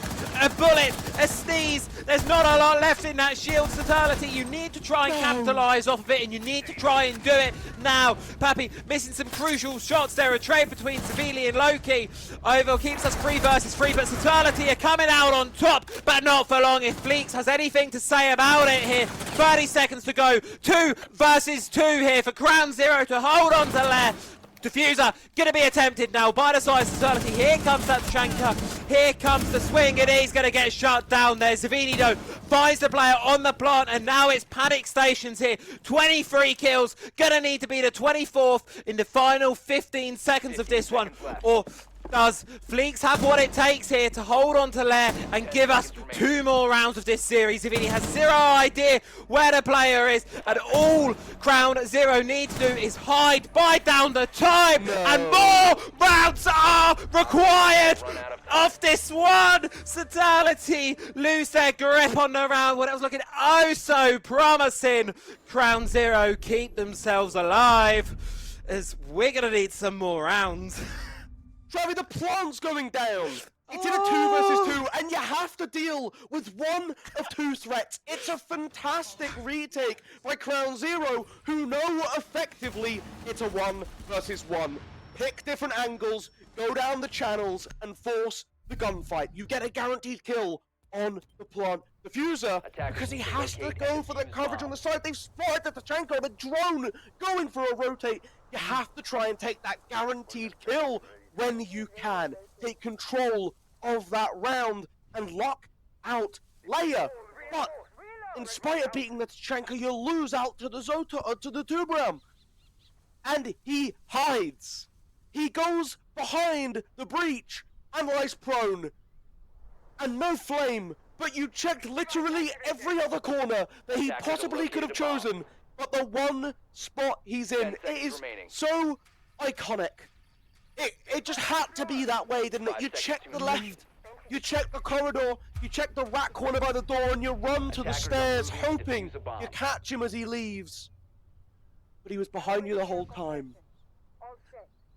Oh, that is so tragic as well. I mean, credit where it is due to, I believe it was Fleeks in that corner there, holding your nerve, not giving anything away. So many players under that pressure, in that position, would crumble away. So credit to Fleeks for holding on there and not giving up the game. And it gives CrownZero yet another fighting chance here. But it feels like so far, you know, we're talking in the grand scheme of this overtime so far. We've started quite a few rounds of it. It feels like CrownZero. They're normally the ones catching up. It always feels like Saturlity are just that step ahead, but they're not 2 steps ahead that are required to take the map. So for CrownZero, I really want to see them take the map point here, and I think if they can do that, they can probably convert it into a win off of the back of it. For Saturlity, they can get this one here, but then I think the real question comes, can they get an attack over the line? Because it's been really defender-sided. As soon as we've hit overtime, it's just been defense after defense after defense winning these rounds. Flying on the top floor, wants that opening pick, hunting Yellow down, but he's going to drop off the balcony and move back to the staircase to try and catch them out. Maybe they just think he's disappeared and don't look on the stairs. Monty going to drop down and continue the sweep of the middle floor. Again, someone lurking up above. Ram, none the wiser, but he swings out and takes out Scaps first. It's the Ash that falls victim to the lurk. You have this presence pushing onto site, but again, verticality, you need to establish it to make sure you're safe. They're looking for a retake. Saturlity don't want to give Ram all this freedom to march up above. Yeah, she's going to be in a real difficult spot right now. Loki there, looking to try and find something, and Yellow finds exactly that there. That retake, that flank back upstairs, doing massive work for Saturlity. And look at that, the vertical let the attack open. Well, it's now going to be used against them as their numbers are just getting reduced here. Dipsy now falls. Yellow, a little bit of windy shots, eventually does get taken out here, but now it's Nikit here upstairs in a 1 versus 4. Saturlity, all they need to do is hold on for these last 45 seconds, breathe it out, wait the storm, ride it over, and they will be finding themselves on map point yet again for what feels like the 100th time today. It's going to be Saturlity on the map point of Lair. The question is, do they have what it takes all the way in round number 18 to get us over the line, or do we need 2 more? They played a balanced game until round 13. And then it's like they suddenly remember that this is a defender-sided map and they will just keep winning on defense. This is really 25 kills. Insane. Madness. That is ridiculous. And they've been important ones as well. Like, these are big kills and multi-kills in rounds that his team are winning off the back of. It's not just cleanup duty. Like, this is mental. We're seeing 18 from Fleeks too. Yeah. Both of these teams not wanting to let go of this map. You can tell they got the memo that this is an elimination game, can't you, Golu? They are putting everything into this map. They are making sure that when we go onto map number 2, they're going to be the ones with the advantage, because that's the thing. We've got another map of this, potentially 2 more. 10 seconds to go. This one's going to be, I feel we're going to be here for the long haul here, I can't lie. I've got a feeling this closeness between these 2 teams, it's not going to end here and now on Lair. We're going to be going all the way with this throughout the entire night, because neither of these teams wants to be eliminated. Both of them want to stay in this competition. And CrownZero, well, they want to stay alive on Lair, but to do so, they're going to need to take this round and tie it up yet again.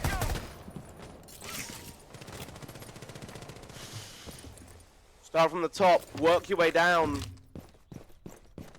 CrownZero have been getting more and more interested in this roam game as the series has gone on. I say series, it's a map. The map has gone on, Travi. It has been that long. I mean, I'm gonna throw out a little bit of a stat for you, Golu. The first game Please tell that me this is the Saturlity most. played in ESA Season X, that whole best of 3 had less rounds in it than this entire map has had. This one is going the distance. We are having a long old game of Lair on our hands, and you know what? It's been exciting. I've been enjoying it. But surely someone's got to start and put the stop in it now and get it over the line. Surely, right? Who knows, honestly? I don't even know what to expect at this point. We're again seeing the Maverick come out for Saturlity. They've had enough of dealing with the Zotos, and honestly, I really like this adaptation. But they're falling off the start in the hatch. Okay, they want to prioritize the one in sight. Again, this is quite a dangerous one to go for. Versus Rams already open up all this verticality. You have to watch aggressively for Nitro Cells that could be thrown out. And that's a perfect way to do it with a nice little freebie of the fleet. And look at the operator, you've lost as well there on the side of CrownZero. That's the smoke. That's your end of round utility taken off the board early on. Saturlity, yet again, setting themselves up for success from early on in this round. They've got a minute and 15 seconds left to try and close this one. C4 is going to be burnt from below. Unfortunately, going to be missing their mark here as the Maverick continues to work here. CrownZero, they do have the Clash available to them, and it did massive benefit for them last time. So much attention focused on that singular operator. And as the final minute ticks through, Saturlity looking to extend their advantage further as Yellow takes down Nikit, and now Saturlity, they can start to walk their way into sight, try and find this one, and the players of CrownZero, they're dropping like fire. Scaps goes down. However, it's a clash in the corner here. Lockie and Dipsy to hold on to this one, to keep it going, but it's going to have to be a post-plant recovery here. Loki does make it happen though, 3 versus 3 here, looking for the second player outside of this breach. Player's going to be recovered, and we're on a 3 versus 3 even grounds as Dipsy finds one onto Pappy from the vertical. Savini, though, star of the show so far, takes down Loki with another. Kabiki coming around the corner there. Scabs answers one back, but 1 versus 1 for the map here. The vertical played against him. However, Scabs has the C4. It's going to be thrown. It's going to miss his mark here. But the time is quickly running out for the defense here. Have to win this gunfight. You have to do it now. But I don't think Scabs is going to be able to do so. And Savini gets it, closes it out, and Saturlity, after what feels like an eternity, take their own map pick, 10-8, starting off the series with an incredibly close one, but at the end of the day, they get it done, and CrownZero, they will fall, and they will have to go into their map pick and winning out if they want a chance at reverse sweeping these series and staying alive here in Season X. It took them 18 rounds to get there, Travi. 18 hard-fought, back and forth rounds between the two. But we finally got to an end state. We finally got to see it concluded. Fantastic, honestly. Yeah. Genuinely really fantastic and very entertaining map. But we talked about the importance for Saturlity of winning layered. They bring it out. Is this a gambit to try and pick a map that their opponent isn't going to be ready for? They can catch CrownZero off guard as an underdog coming into this series, this elimination matchup. They've won map 1. It's taken a long time to do it. It's going to have eaten a lot of that energy. Yeah. And that's where you've got to wonder, isn't it? You go into Chalet, our second map of the day, and of course you do have to wonder, is there anything left in the tank here for CrownZero? Of course, you put so much into that map, and it's really got to be disheartening to lose that one out there in the final few dying seconds there. But Saturlity, they finally do close it up. Now, I don't know about you, Golu, but I can tell you one thing. We need a little bit of a break, I think, after that one. Get a drink, folks. We'll be back in just a couple of minutes with map number 2 of the day. Chalet's coming right up, so don't go anywhere. Night up here now, and as I said, this defense are going to need to find some key kills. One back, then it immediately got traded. But here comes...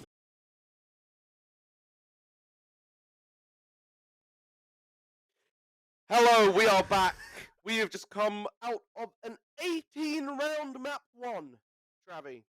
18 rounds of layer we just witnessed to finally put Saturlity ahead in the series. They are 1-0 up in this elimination match in round number 4 of the Swiss stage. They have to win 1 more. Chalet up next. 7 it's rounds. Haven Labs if we need that decider. 7 rounds is all that separates Saturlity there from getting themselves over the line, getting themselves into next week's round 5 games and keeping their dreams of making the playoffs alive. For CrownZero, well, they're going to be heading to their own map pick now for that chance at the reverse sweep in the series, as you say. And I'm looking at that previous game we just had going on. The first half, as you say, it was back and forth the entire of the way through, and then something clicked in overtime, and we remembered, yes, it's Lair. This is the defender-sided map. And we ended up seeing 5 rounds of defense to a single round of attack from Saturlity. That got themselves over the line. The question, of course, is, does the trend continue on Chalet or not? Map number 2 for the evening. We've already had what could have been an entire best of 3 in of itself, but now we've got at least one more map in this one, Golu, and I couldn't be more concerned and excited at the same time. I mean, that layer was longer than some of the best of 3s we've seen in ESA Cup already, right? I mean, we've had 14 zeros, so... Yeah. It was longer. And it was a beefy one. One of those 14 zeros, and what a comeback from them, really, you know. I want to give them some massive credit for that previous one, keeping it going the whole way through, you know. Of course, they only won 3 rounds up until this point, and they've tripled that on that previous map. So really great stuff from them, and they'll be holding their heads high going into this map. Yeah, it'd be interesting to see, right? I mean, what, 18 rounds is the equivalent of like 3.5 ranked games? Yeah. So it's like, when you put it that way, it's not that long, right? People play like a million and like 9 in a night without breaking a sweat, but it's the intensity. Did you say how? How do you play that much ranked? Well, you just like sit and play video games. You just like, you lock in blitz, you make life easy for yourself, and you just hold W and shift. It's a good time. Speaking of blitz, not banned this time. It's actually going to be the Montaigne we're seeing as our second shield ban. They changed their minds. Yeah. So they were like, you know what? That Monty guy, he's a bit of a pain. I mean, it's one of those things where you forget the fact that you didn't have to deal with blitz. So there's a good chance that he now just pops up and you're like, gosh dang it, we should have banned the blitz. Dang. Gosh dang it. It's like when the what's the little like clip of like that baby just being like, gosh dang it. Just walking around, they're like, no, you can't say that. He's like, damn it. I think there's just something really amusing about like young children just like swearing that just gets me every time. Just walking around, it's just hilarious. I think like that would be my favorite thing to do as like an uncle, or like if your friends have kids, you just like whisper just swears in their child's ear, just so that you get to see like a 3-year-old just start like have absolutely no clue what they're saying but swearing off, and just watch that panic ensue to the parents. Are like, oh no, I've got to deal with this now. I don't know. I think chaotic neutral uncle seems like a fun role to have, but this isn't about causing havoc amongst your family. This is Rainbow Six Siege. I mean, depends on the family, right? Arguably, that's what Siege is about. You get to LAN party with the cousins and hate each other by the end of it. Sounds kind of fun. Discovered the location of a bomb. 10 seconds. Speaking of fun, this game so far has been great fun. There's tried to find some way of a somewhat semi-appropriate segue back into the game. It was a solid 8 out of 10. I'll give that one. I'll give that one an 8 out of 10. And well, CrownZero, I'll give you a 6.5. Give me a 6.5. You know what? That's fair enough. I'm a harsher critic, I think. That's okay. And to be critical here, well, Fleeks isn't going to be on the shield this time. We're going to be actually going on towards the centre. This time it's going to be Dixie over on the blitz, and as we said, that single shield that does remain in the pool, at least for these first 6 rounds, you can guarantee you that it's going to be CrownZero making a lot of use of these shields, and yet again they're playing into them every single opportunity they get to.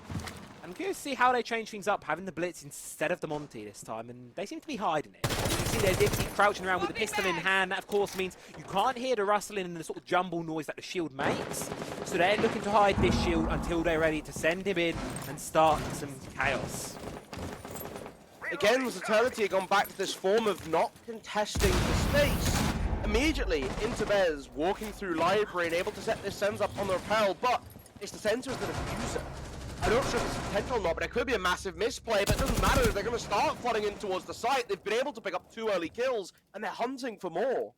Yeah, the players on Saturlity just caught retreating out there. 2 going to be going down, and CrownZero starting things off on Chalet with an early advantage. In the good position now to try and close this one out as the remaining players of Saturlity relegated towards the objective itself. However, Yellow has extended out towards the bar, looking to hold a bit of extended presence towards the map, and there I say it, dodge these track stingers, maybe even go for a little bit of a flank here, of course, going up those staircases.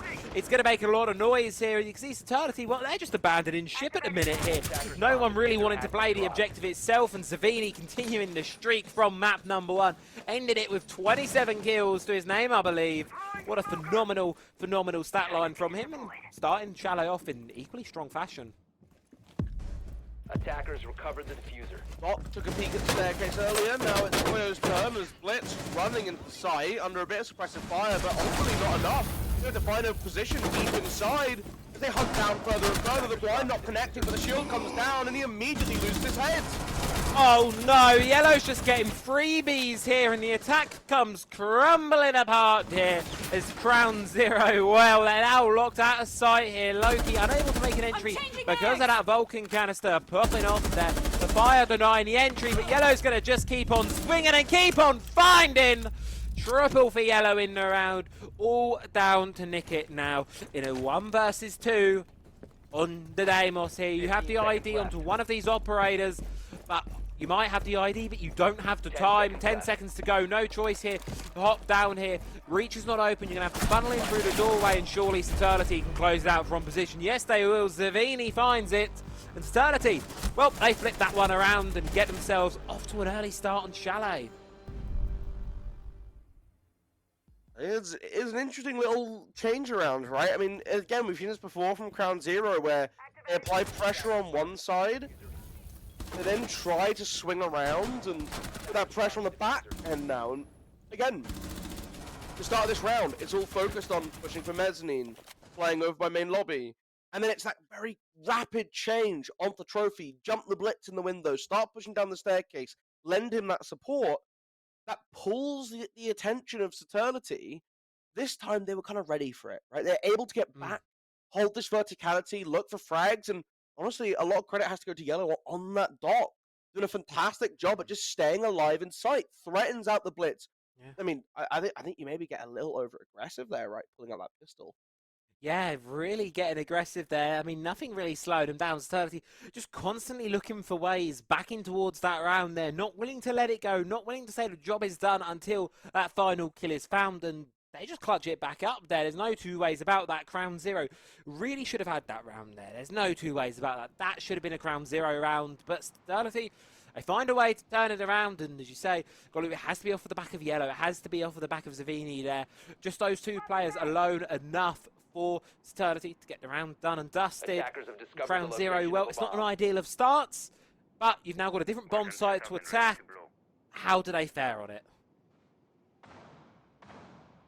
I'm not sure. I mean, arguably easier, right? I mean, we looked at how quickly they were able to establish that library and mezzanine pressure and could start playing for this office wall, having Ipsy on that blitz, playing right on office door as well. But this time they haven't got the blitz, and there should be more congestion coming in. Some Zotos being put down over by the library windows at the very least. It doesn't look like they've got that establishment on mezzanine, right? There's none of this classic setting up the reinforcements, opening up head holes, maybe you give yourself some keybers to put into library. Seems to be, again, a much more reserved hold from Saturlity. I'm not sure I really like that here, Trav. I think you need to be a little bit more in their face. That was what worked for them when they were playing on Lair. Yeah, and it feels like something both of these teams have been doing. They've been rediscovering that fact. It feels like almost every other round they learn it, they apply that they need to apply that pressure back, and then within a round or two they forget it again. Yellow there, down in small garage, trying to apply a bit of pressure, but unfortunately it does just end up getting found out there, and CrownZero yet again to get themselves a good start here, getting themselves that man advantage that is oh so desirable. But Zavini, look at this, running around Solarium here and tucked away in this corner now. Is the asphyxiating bolt going to be enough? Yes, it will be. Forced out into the lines of sight there. Fleeks takes the kill, and CrownZero extending that advantage. They solidified in the start of the round and looking to try and convert. Last bolt loaded. Waiting patiently on Repel. Again, I mean, already taken a couple picks. You don't need to throw your life away. Isaac's looking to try and get aggressive and make some of those numbers back, gets punished for it. Puts Saturlity in an even worse position they were sitting just a second ago. Now creeping down from the staircase. Here's the rope moving, looking for that angle on the upside down, and finally gets it, taking down Fleeks. Finally gets a second onto Dipsy as well, who comes swinging at rapid speeds on the corner. But Loki able to hold from these windows above and cut off the fullback. 1 versus 3 now. Ash at 1 HP, knows they're on big window upside down, but caught off from Piano with a spray through a punch in the window that the defense made themselves, Travi. Oh, that's unfortunate, that is. I mean, you know what, CrownZero there, that was much better from them. They got the early picks as they did in round number 1, but more importantly, they didn't let it slip away from them, and I really like there what we saw from Dipsy and Fleeks there on the Solarium window. The Frost corners herself into a really difficult position, and rather than trying to force the players in, which I know we've seen from these teams before, they decide, let's just use the utility we've got available to us, put this Fixating Bolt in here, force her out of position straight into the line of sight there, and there's really nothing Zavini can do from that position, right? No. It's a free pick, it extends it further, and CrownZero not getting ahead of themselves, and that's what's important here. You need to keep a level head throughout, from start to finish of these rounds, making sure that at no point you get overconfident, because that's what's going to cost you. Bomb located by attack. Oh, absolutely, right? It's just keeping cool, calm, and collected, and now you get to look at another round coming in for CrownZero on this attack. They'll be trying to figure 10 out seconds left. how do they crack this one open, right? Every single time they've had a pretty decent plan coming into 5 it. seconds to go. Saturlity, you want to hold onto that upstairs. I want to see CrownZero Attackers are continue this heading out form to they've defuse the had, bomb. but they're being given so much space early on. They're just closing again at the barricade onto Solarium. I don't know if that's what you need, right? They're going to sit on that window rappel. They'll shoot open the door. Fire goes off, and they just go, cool. I guess. Who cares? Yeah, like that's not the area of focus right now. We're playing entirely different objectives, different side of the map even. They need to try and make sure when you're putting initiative down, it's in these places that's actually going to balance these teams here. As you can see, well, CrownZero, they're starting to make their assessment of where they want to make this entry from here. A lot of pressure over towards the library side. They want to be clear in the sport out first. With the Azami available to the defensive side of Saturlity, they're not going to be giving this one up easy here. That operator is synonymous with this position up towards top mezzanine. You see those keeper barricades already making work, and Pappy going for a run out there, gets punished by the Claymore of Dipsy, and Fleeks finds Yellow for the first. Yet again, it's CrownZero off to a really, really good start here, and it just gets better for them as Loki finds another. Drop the bomb diffuser. 2 versus 5, a run out from Hyzex finally does pay off, but I feel the damage has been done at this point, Golu. You've got 2 minutes to play for on the attack here, and you've only got 2 defenders left to clear out. Attackers recovered the diffuser.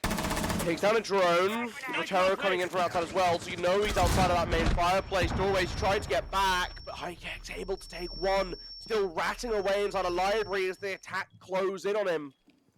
The attack now circling around here, trying to work out how they want to close this one out here. Well, it's all going to have to be on Hyzex's shoulders if they want to find this one. Do find another triple in the round. But with the utility coming in from the attack, surely they can't afford to isolate this player. Dipsy's going to go down. It's Hyzex versus Nickit now for this round. No way is there an ace clutch in this one. But Saturlity might just find it. Seeing the player through the wall, they have the idea. Hyzex forced to throw him behind the pool table. Court reloading, they spray, and the clutch is denied. CrownZero, way closer than it really should have been. They get the round so close there from Saturlity.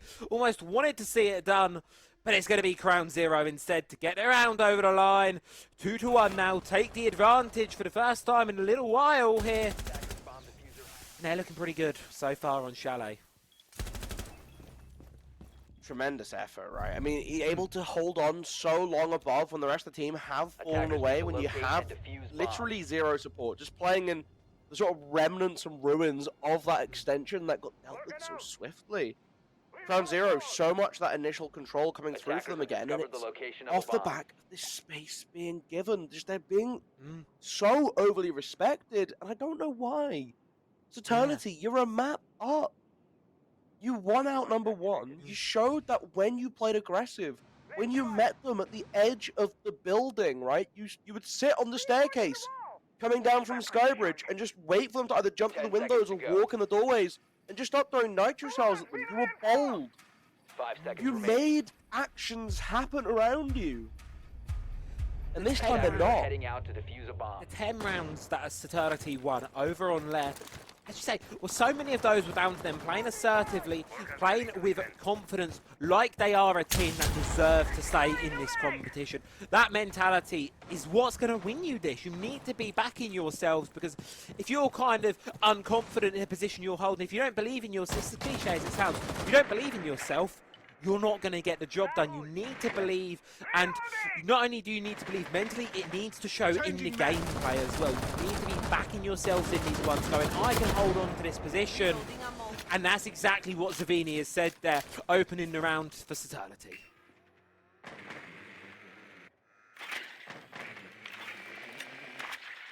And let's go into the basement. We saw how important playing for vertical, trying to catch off the defense from other floors was on layer, that still being critical. Chalet too. But of course, you're coming through with Nook with this shotgun in hand, so to challenge the longer angles, you need to resort to the Deagle with 5-7 if they want that instead. Trying to creep on through, but again, this aggressive angle still being held by Doc as he's shooting out just drone after drone. He's very happy to sit and wait. Yeah, and it's restricting the aggressive player that Scaps really wants to play there.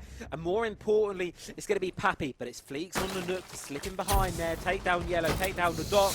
But do they know about how close Pappy is? It's a keeper barricade from the team. Forces Pappy into a different position, but matters not. He does end up finding Loki. 3 versus 3 now. Final half of the round to go, and the attacker starting to line up here. There's just 3 really interesting picks that remain, but he's still inside of Trophy. Are you kidding me? It's all on Fleeks, but he can't stay alive for long as Pappy closes it out. It's Saturlity. What on earth was that? I cannot believe that again. Hyzex has just been in the right spot at the right time. His ability to just find these corners that are going to get him so much value is unparalleled in this server, right? He hides in amongst the utility. He sat down tight and just collects the kills. They thought they snuffed it out. They're using the sends. They thought they could give themselves that free line to jump on through, to push down the staircase as well. And it all just gets stuffed. CrownZero, they're still trying to go for these rotations, and that's where Saturlity are winning out rounds. When they play up front, when they just walk up to the defense, it's so much easier for them. They're trying to outthink themselves. They are, and that kind of play that backs yourself there from Hyzex, that's going to be the ones that, if the team can do that as a whole, as a unit, they're going to take this series and this map here quite comfortably, I feel. However, not everyone has been able to do that across the board of Saturlity, and that's where CrownZero have been slipping in opportunity spotted, hunting the rounds, and we're still 2-2, but it feels like for a lot of this game, there's positions where Saturlity, if they would have just shown a little bit more, perhaps pressure to apply backwards, it could have been a very different storyline right now. Saturlity, if they sort of continued what's worked for them on map 1 and seems to be working for them so far on map 2, if they'd done that all 4 rounds, we could be looking at a very different scoreline right now. One where we have a lot more battle on Saturlity. Yeah, that's definitely true. I mean, we're still looking for this opening for them, right? I mean, Yeah. how are they going to go for this? I want to see them again try and challenge early, but space for CrownZero to run all through this middle floor. I mean, I'm not expecting them to have this massive roam set up, but look, no one on Mez, no one's taken any damage yet. Do you have, was it Hyzex trying to make something happen? Lurking downstairs, but I believe he very much spied him out, at least heard the footsteps. Surely you have a rough idea that a player's creeping up the stairs, right? Absolutely. Surely you do, yeah, they know there's someone there. The question is, do you know exactly where? Well, you are now, because there's a drone that spotted him out. And you've got a choice here. Hyzex, you can swing it, or you can retreat, or you can look to hold it. You're going to look to hold the position there. CrownZero, not, interestingly enough, not wanting to engage it. They're going to be sending the player down main stairs. Question is, does Dipsy have the idea to swing out? No, Hyzex is going to find it. And with 4 versus 5, Saturlity getting themselves up another early lead. Yet again, this aggression working for them, because now look at this, CrownZero. They're having to send players down to deal with this basement player here. They're eventually going to find him. It's the time he wasted, the man he took down with him. And it's setting Saturlity up for success from the get-go in the rounds. Now again, trying to cross. They haven't got the breach opened yet. So that's an extra thing going for Saturlity here. Still place to play inside of Piano behind the Kiba too. They're trying to catch out these from below. The nade bouncing through should have removed one set at least. Zoto might come through to try and buy out that clock. Oh, there's only 48 seconds left here, Travis. And that's the thing, the struggle for CrownZero here largely originated from who you lost. You lost a Maverick, someone who can help you with this breach, and that's the one who got sent into the basement to his demise, as Pappy takes down another one over on the side of CrownZero Saturlity. Yet again, just not giving away from anything. It's working out for them here. It's a formula they keep applying on and off, but when they put it on, it's working for them. 20 seconds to go now. The attack here, split up approach here. They've got no choice here really but to just try and full send it in. Flakes is going to walk straight into the objective, but sent straight back out by Yellow. Loki making their way up Solarium stairs, but gets swung on by Savini, and elsewhere Yellow with another close it out, and Saturlity, they guarantee themselves an even half, and they're looking stronger. They've worked out the secret, it seems, finally, after what has been 23 rounds of this game. It seems like they're finally finding some consistency with this aggression, and it's working for them, as we've seen it time and time again. But now the consistency of it can come on through. They can start to look to take a lead here on Chalet. And it really is when they can trade off these early picks, right? I mean, you see what it does to the clock for CrownZero. They look so smooth running through the map until they hit a speed bump. And then everything becomes about check and double check and triple check again. It happened with Dock and Basement. They ate up so much time on that middle floor attack that they just have to give up, right? I mean, they're stuck trying to play for anything that they can get. And Saturlity can then sit in the bomb site, wait for that last minute swap up from CrownZero, where they just start pushing themselves a little too quickly, and they commit to plays they're not really ready to go for. The same happens again in that round, where they don't get that good control. Zotos are used to slow down the openings of the breaches. They're forced to just jump in through piano double, just pushing through office door. They're committing to sending bodies downstairs, and Saturlity, that's where they're disciplined. That's where they're falling off in giving space late game. Pays off for them. Indeed, it does. It's proving a fine line, travel. It is proving really difficult for them to figure out where they need to start respecting it. Yeah, and we do harp on these teams a lot for the sort of balancing game, but as you say, it's such a fine line to find. But when you're on that line, there's nothing that really stops you, as Hyktex popping off yet again, takes down Dipsy, and that's the Hibana, the only hard breach on the side of CrownZero. Granted, it's not the site really for it, but more importantly, it's that Hibana that can deal with those hatches up above. And that already is not a great start for CrownZero, and what will be interrupted by... I'm trying to get a stat out here. Pretty please, can we stop killing each other for 5 seconds? Chalet, 53% defender decided. So looking at a 3-3 half here is of course ever so slightly defender favoured, but 3-3 half, that's kind of the expectation of where we're sitting at right now in ESA for these two. And well, we're even in this round. 4 on 4 for the time being, as the Blood Drone's going to make their way on in. We're going to be trying to hunt down this utility. Oh, you spotted his army too!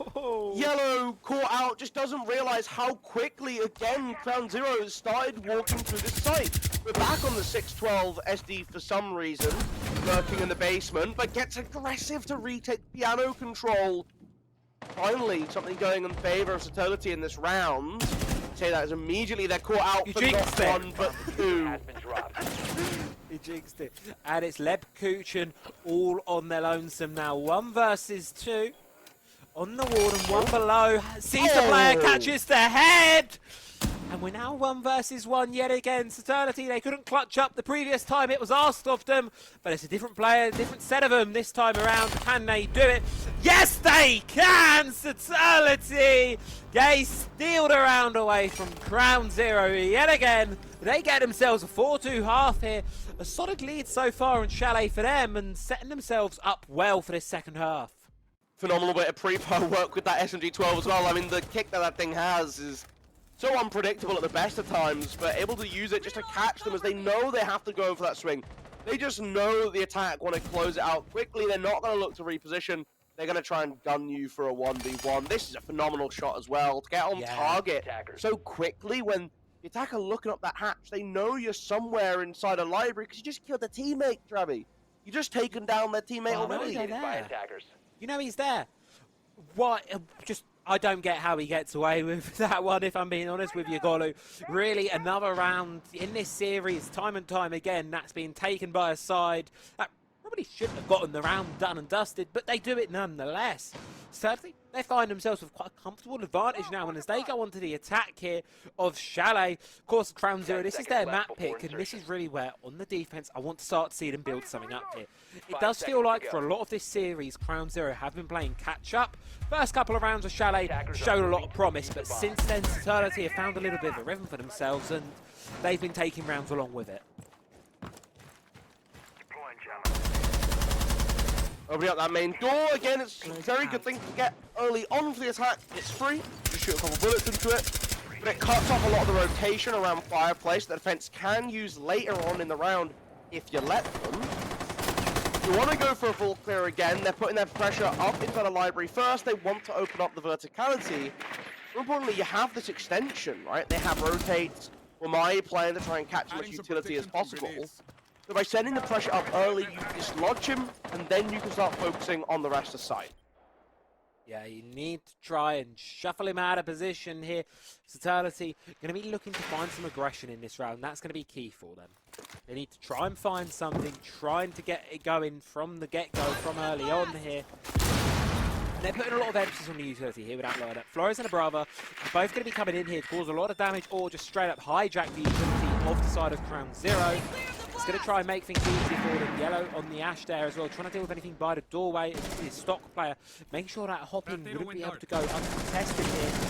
Saturlity going to be looking up to engage this top door play, but Yellow hops in, gets taken down by Fleeks, and up there Scaps finds another one towards Heatzax, and it's a good start yet again for CrownZero here. This Saturlity left to try and bite their way back into this one in a 3 versus 5 situation, and one player's still outside the library, another one's outside above snowmobiles. Pappy's the only one in, but Pappy might be all you needed. Gets one, gets immediately traded back, 2 versus 4. Vinny still waiting outside, has to go for the jump on in, brought to very low HP, but still just raining fire down. The drop shot from Scaps able to win out the engagement, and it's all left to Lepuchin again. Got 1 versus 3 before. I don't think it's quite as doable from this outside rappel, but he's able to get the first and put it back in that familiar situation. Yeah, 1 versus 3 again. I mean, never say never, right, Golu? We've seen it once. What's to say we can't see it a second time? Surely not, though. Surely CrownZero just don't give this away a second go around. They've got the players in the objective, they've got the echo, and it's only 40 seconds left to burn. Sure, we say only 40 seconds in Siege, that 40 can feel like a little bit of an eternity, but Lebluchkin, you can see, has zero idea where the remaining players of CrownZero are. They think there's someone retaking upstairs. That would be indeed correct. Loki is all the way back upstairs, over towards library. Gonna open up stock, try and bait something out here, but you're just opening up more angles here for CrownZero to progress onto you with clock ticking away, 15 seconds to go here. It's now or never for Lepuchkin. We're going to try and hop in towards the objective here. It does down 1, but I've got a feeling that's all you're going to find here in 2 versus 1. The players of CrownZero, they're just going to hold. They're going to get around and one step closer to tying us back up. They just didn't overpeak anything, right? They just sat back, Yeah. they waited for that clock, and they picked up the first round of their defensive set. Great start for CrownZero, and they're starting to show that discipline too. We're not seeing those gaps afforded to Saturlity that, I mean, CrownZero just had time and time again on their attacking rounds. It's not that it always did them the justice, right? Not that it always was able to help them win rounds, but better start than nothing. The second round coming out for the defense now, and again, we need to see Saturlity able to punch a hole through this outer line.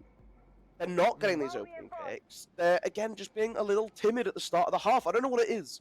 Every half time we get, there's not really a significant break between this, but they just come up at a much lower pace. It's a question of momentum. You see some teams really build on it. Like, once they get that ball going, you can't stop them. We see it with some teams. Saturlity don't seem to be playing into that at all. You can hand them 6 rounds in a row, but there's no guarantee that the next one is going to be building off of the back of that. It feels like it's a constant trail of a roller coaster, I suppose, of ups, downs, lefts and rights with Saturlity. And you never really know what you're going to get. like a box of chocolates, I suppose, isn't it? You never Attackers' truly objective is to know locate a what bomb you're going to and be defuse it. getting with Saturlity as we head to round number 8. Are they going to be going back to the aggression that we know has worked for them, or are they going to continue to play timid? We don't really know. They don't really seem to know, and it's what's keeping this one close, ultimately, in my opinion here. CrownZero, they're not playing a bad game inherently, but it's just Saturlity. When they dial it up, they seem to always have the answers. And the Rotero drones coming through.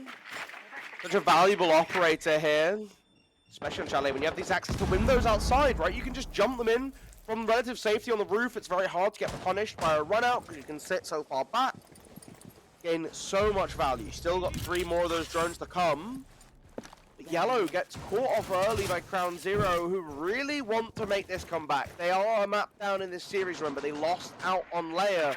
So they need to close out Chalet. Then they need to go to Nighthaven Labs and win that as well if they want to stay in this Swiss stage. Yeah, I mean, one thing I did look back towards, you know, is the previous game that CrownZero played. 7-0 on Chalet for them, 7-4 on Labs. 2 maps they're very comfortable on here for the remainder, so these two were always going to be the challenges. And it just seems to be a massive challenge here that is not going to be overcome in round number 8. As Zavini going to be taken down there by the Warden of Scaps. And yet again, Saturlity trying to answer back into it, but it's just not working out for them. All 5 players off CrownZero still standing. Saturlity 2 versus 5. What can Labuchkin and Hixex get going? Well, once they make it on their way towards the piano side, swinging on out, gets found by the Warden, and it's all on the shoulders of Labuchkin. Stuck outside. With a minute and 15 to go here, all you can really look for is to take advantage of an over-aggressive CrownZero. But do they want to give this one away? That's the question. Well, they're going to be swinging. They're going to give one down. Warden looking to try and get another one there. Swinging out, baiting out, trying to find it. Just drain out the ammo, but eventually Scaps takes it, and with it, CrownZero tie us back up 4-2. I mean, sure. You know, like, sometimes you just come up and you decide that you're not going to lose, and then you don't, and you just get to feel very, very smart and very good about yourself. There's not really much more to add. I think that's basically the end of that discussion. Saturlity walked up to the building and got swatted away like it didn't even matter.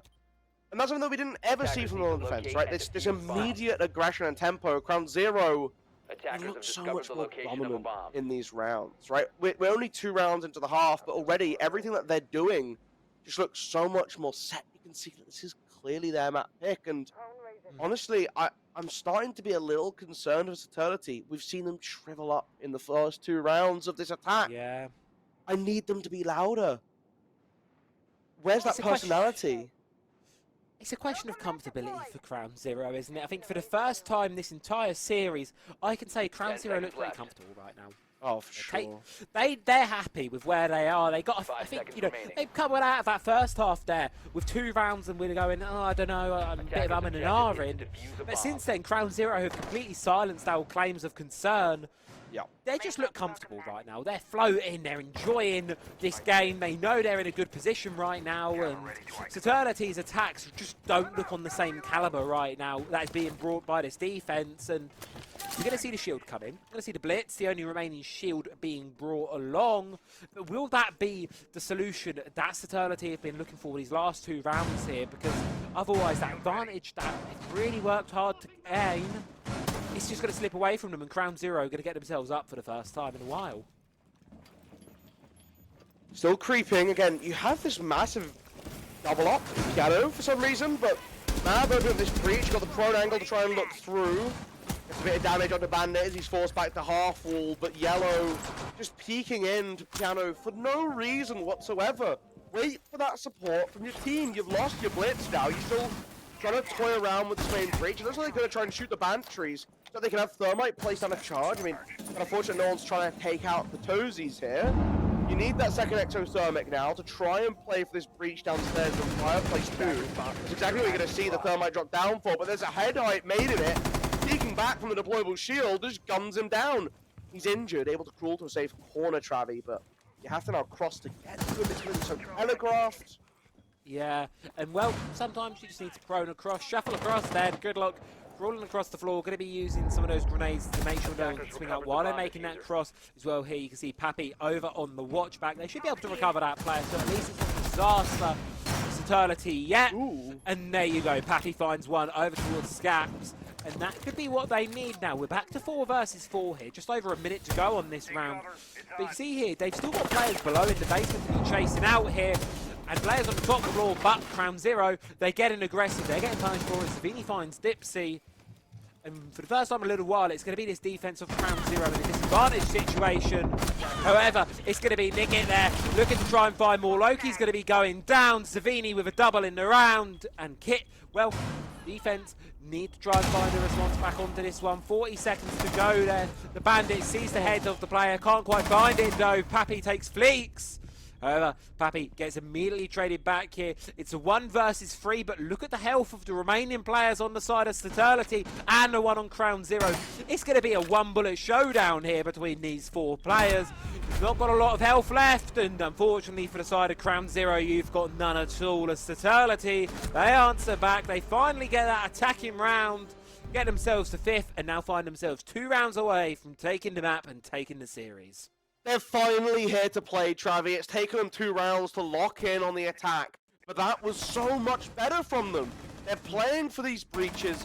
They're pushing back the layers of defense. The only slight mess up really is Yellow just peeking up for absolutely 0 reason. I mean, I don't know why he's walking in. I mean, I get you scouting for information maybe, but you get punished immediately. Like, just use a drone, mate, you know? Send a drone and then you can figure out if it's safe to approach with the shield up, because I think what's happened is just standing on top of that piano, you're able to get an angle over the top of it and hit him on the top of the head. He's been caught out before he really has a chance to figure out what's going on the other side of that door frame. The rest of Saturlity, though, do a great job at just reinforcing that round. They play for that breach, they put pressure on Mezzanine, they now have taken away Office as that vertical angle that CrownZero can play. It forces them to be so much more invested at contesting movement onto the breach and challenging on long angles. That's what favors the ARs. Saturlity, we talked about it before, way back to the start of Layer, right? These attacks look like there's a proper game plan coming into it. They're trying to set up crossfires for each other. They're trying to open walls that complement these crossfires. That's the vibe I got from them in that last round. Yeah, they seem to have that plan back, and when you've got a plan, that's half the problem sorted. You've got the plan, and all you need to do from that point onwards is find the execution. And Saturlity, well, they did that in the previous round. They keep on there, held on that advantage. They've worked really hard for it. They held on to it for at least another round here. But now they have to go back onto the primary bomb site here of CrownZero, so it's going to be the biggest hurdle there really is for them as a attacking side. And for at least the start, it's going to be a fairly slow one. Yet again, sending in the drone, sending in the utility, but they send in Savini, who finds Scaps, and CrownZero. Not a great start here. You're losing the 1 hour a minute in. And what do? Well, you still got players upstairs looking to hold on here. You've got players spread out all over the place. But how does Saturlity find it in this final sort of distant round now? As the wall opens, wants to clear the shield on Ivy and able to do so. Flashbang coming through now to give this cover to start walking forwards. The Nitro Cell misses, which means there's no longer that support, and Fleeks have to drop away. And Mez still proving difficult to break until now. Loki so close to a massive double kill there. Unfortunately, the UMP-45 does not have the damage required to do so. Dipsy on what could be a monumental round-defining flank here on the Echo, but those track stingers have done so much chip damage. Look at the low health pool remaining. Exec sleeping at the wheel behind Piano gets taken down here as the attack looking to push further onwards. Savini finds a double in the round. And it's all down to 1 for CrownZero there, and not going to be there for much longer. Saturlity push themselves up to map series point here. 1 round keeps them alive in the competition for CrownZero. It's another infinite overtime or bust for them, as every round from this point onwards, it's do or die. Travi, they figured it out. They finally clocked how you win attacks, and guess what? It's just by pushing forwards. They're throwing util at the defense. They're forcing them to move out. There's a deployable shield. Let's burn with flashbangs. Let's throw in a grenade. Attackers Let's need to force this locate Frost to and have to go defuse down the as many bombs as staircase. they can. And that's opening us up to now just push out mezzanine and we can flood with bodies. We can go for a 2-on-1. We can play for a trade. And they have flank watch as well. Saturlity from the last round, the last 2 rounds, Attackers have look discovered the completely location of a different bomb. from round 7 and 8. I don't know what they've been able to figure out. It's not like they've needed attack timeout and a big reset. They've just... I can't even say woken up, Travi. Because again, it's round 7 and 8. You should be awake by that point. You've had a whole half a map that you've been winning out over your opponent on. They've just put it together on these attacks. And now Saturlity looking to make a very big upset. They need one of the next 3 rounds. Yeah, Attackers are heading out just to defuse a one bomb. of them is all they're going to need, and they'll be finding themselves in next week's games. They're not out of the water yet, for sure. There's still more Siege to play today, and possibly for Saturlity more next week as well. But they're almost there. They're one step closer to securing that place in playoffs, and what a comeback story it would be. You know, you saw it at the start of the day. The predictions were not in their favour, nor were really the stats so far in ESA. But Saturlity, well, the code may finally be cracked. The final 2 rounds, we're slowly starting to see a little bit of consistency from them here. But can they keep it up long enough to get one more? That's the question. And the answer, I suppose, lies in the next 2 minutes and 15 seconds. With Heroes coming in, nothing set up on Piano. Quite unusual. We've seen that almost every other round, dropping the drone at the feet of the Warden, forcing him to try and move out. Papichulo gonna get taken out, trying to move through this kitchen side. So many holes established to give Frost that angle to contest onto. Grim going for the next peek out, but it's so hard to see over the top. And we're feeding kills into CrownZero, Travi. Why are we just giving them peeks? It's just free. Genuinely, Saturlity there, just giving them away for free. There's a sale on players at the minute, 100% off. And so far, CrownZero, 100% of the kills in this round have been going into their way. XX, I don't like this, and yet again, just walking into it, no fire even coming back the other direction. Ledkushin, 1 versus 5. Just under half the round to go. Diffuser's cold inside of the building. And speaking of cold, all of that heat that Saturlity have built up, it just feels like they've just completely forgotten. It's all lost yet again as CrownZero put us 1 round closer to overtime. They're looking to find it here. You can see they're swinging, trying to get this player remains for Saturlity, but what really can Lepku do in this position here? What can you do? There's nothing ultimately you can do in this position. You're in a 1 versus 5. Everyone on the side of CrownZero is just going to hide comfortably, hold this position. And I don't want to jinx it, Golu. But I can't help but feel we're in for another long one. Just, it wasn't even close from Saturlity this round. It just seems that everything we've learned in the last 2 rounds, yet again, is completely forgotten. Forgotten that we need to be aggressive. I really don't know either, honestly. It's like goldfish.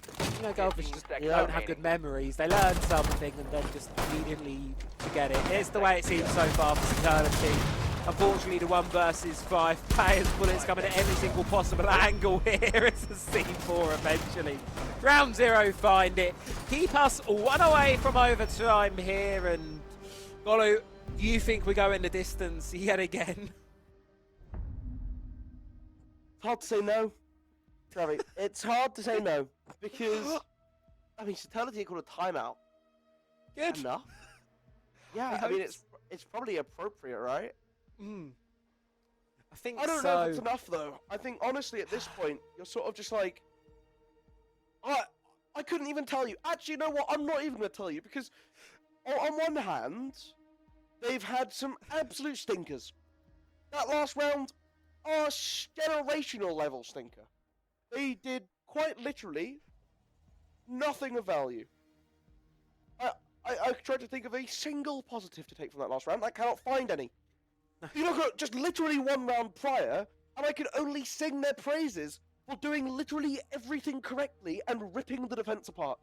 I do not know how you can go from so excellent to so bizarrely, insanely terrible in the space of literally 40 seconds. They got to not play for 40 seconds and forgot how to hold a controller. Saturlity just turn on again, and they close it out now, and we just get left thinking like, what a bizarre little end game. What a bizarre ending to this match. I honestly think this is actually maybe out of CrownZero's control. Defenders, I don't protect think your they get to bombs choose if from they win or being not. defused by attackers. I genuinely think this is all on Saturlity for how they turn up in this next round, because CrownZero have played with an extremely consistent base level. They have had highlights Attackers have outside of that. discovered the I'm not saying that they location of a haven't bomb. peaked higher. We've had fleets go crazy. Loki been massive so far this round. But Saturlity are yo-yoing on the scale of trash to treasure. Yeah, the floor of CrownZero is higher, and I think 10 you're seconds perfectly to on the go. dot there, Golu.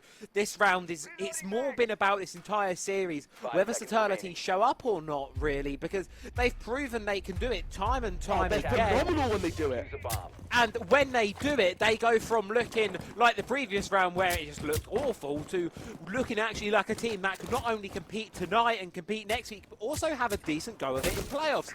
But until they find that level of consistency, even if they get through this game tonight, I'm not holding out high hopes for them. They need to find it, because if they can't bring that floor up from where it is right now, I do worry for them. And, well, see if they can bring it up a little bit higher, I suppose, now lies on this round, doesn't it, here? This is all-important round number 12.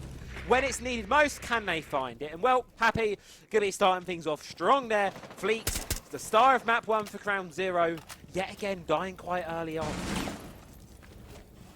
Looking into sight for the next kill as well. No slowing down for Papi Chulo.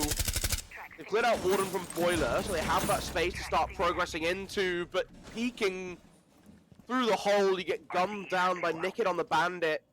And this Evil Eye still giving so much information, burning out the Vulcan early on, because they want to give themselves as much space as possible. A really nice slip through of the Rotero through the network, but what is that shot from Scaps? No way does Scaps hit that one and takes another as well. Pappy's going down. It's all down to Heexex and Lebuchkin to avoid an overtime. The 2 versus 4 going to be required. Half of the round left to go.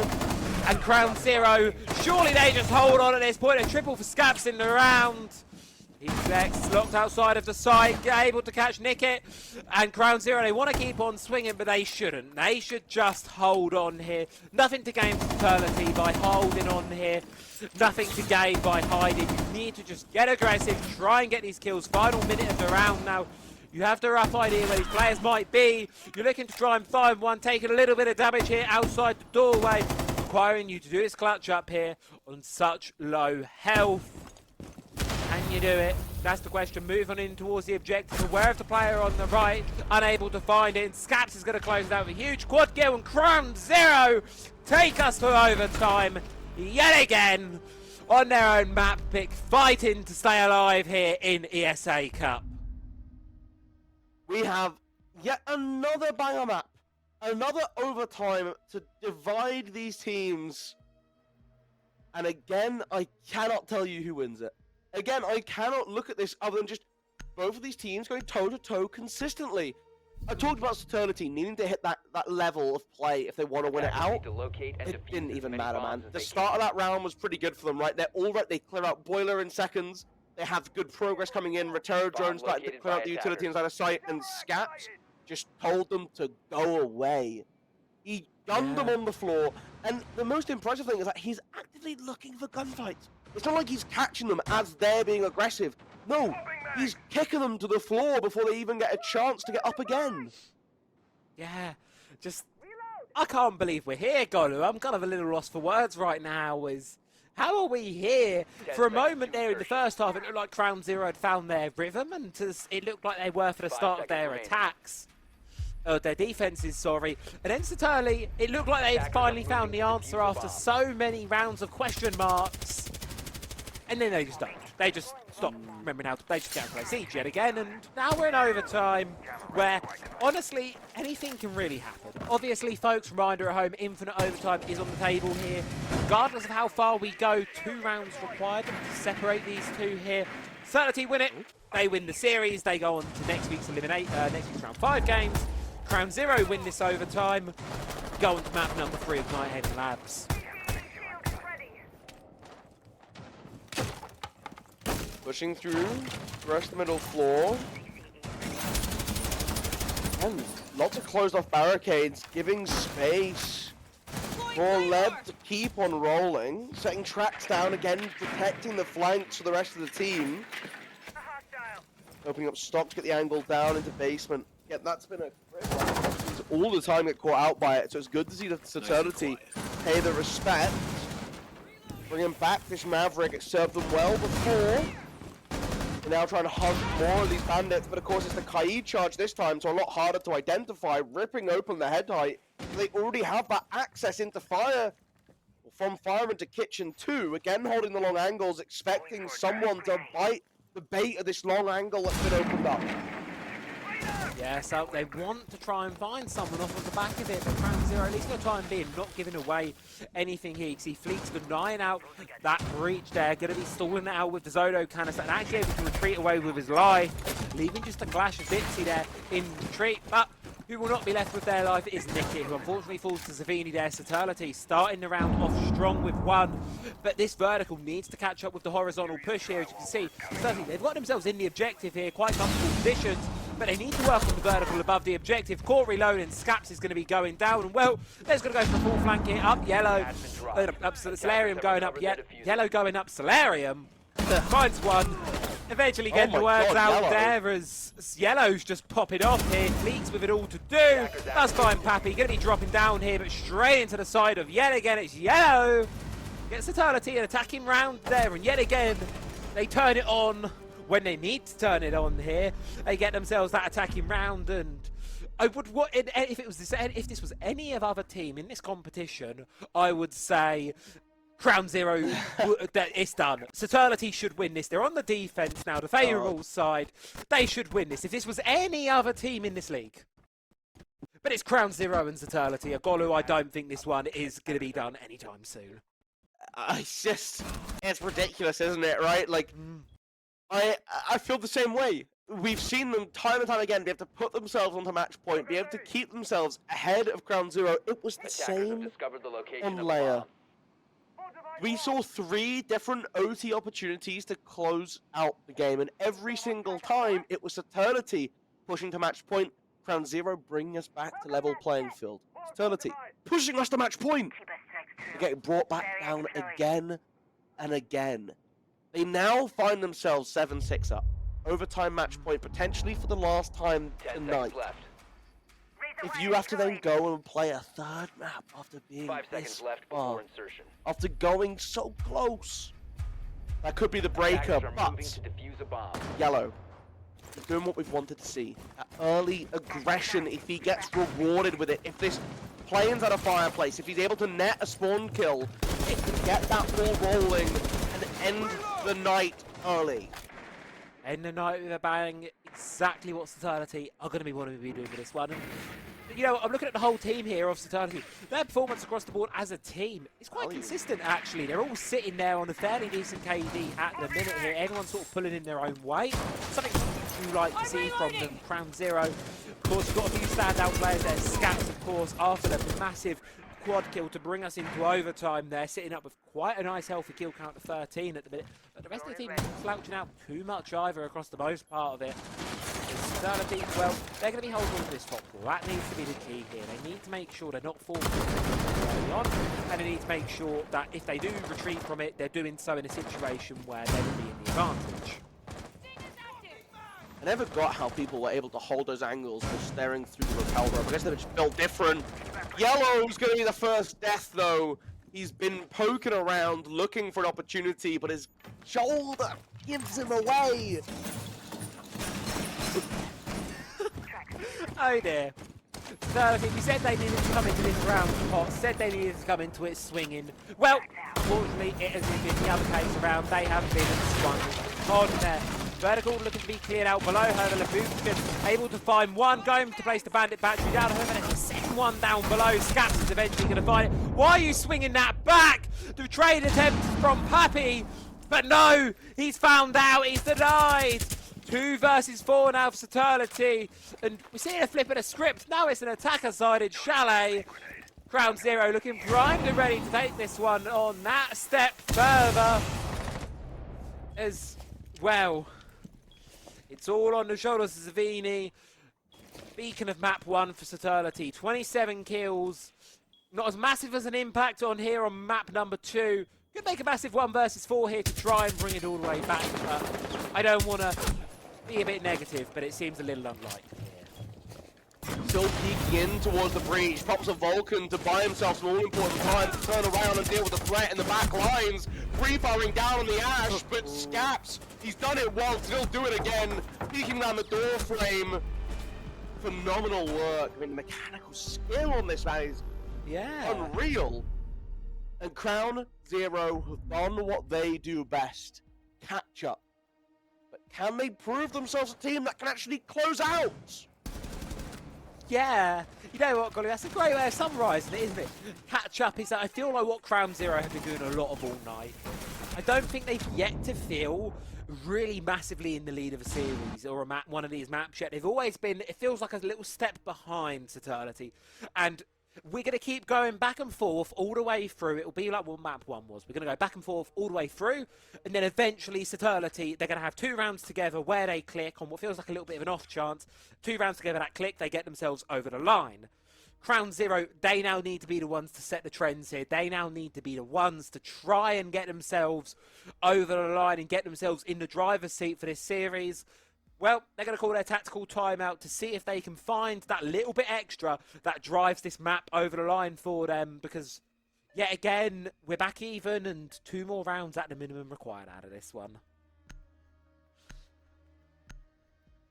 I can't believe this, Travis. We've gotten 2 infinite OTs. And there's potentially a 3rd map on the way. Couldn't ride it any better, could Potentially you? a 3rd map. We could still have Nighthaven Labs to get through. Defenders, protect your I don't even want to know what a 3rd infinite OT would even look like. I don't want to think about it, honestly. As much as I am enjoying this, surely there has to be a stopping point where one of these 2 teams grabs the reins of this one and brings it in their direction. There has to be that stopping point somewhere along the line, because the longer this goes on, the more concerned I get for whoever ends up winning this further in the competition. This is the kind of game where you probably should have closed it out sooner than it has been, both maps.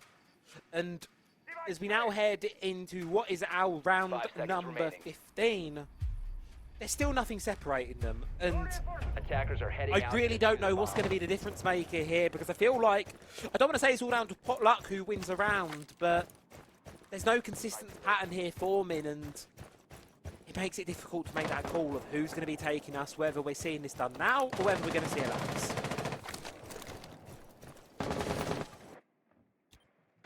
Isaacs. This time on the Thermite, has to be a little bit more cautious with his pacing, but Saturlity showing no signs of letting that slow them down. Jumping up to the top floor.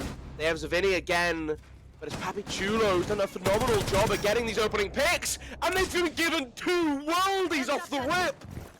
The advantage is insane for them now, as they want to keep cascading this victory to a closer and closer point of closing out, pushing down stairs into the basement. They're skipping steps of util because they have the momentum flowing behind them. And they do, but what else is behind Saturlity? Well, it's Scaps. Putting up huge numbers so far this round. Jumps out on the fireplace, finds 1.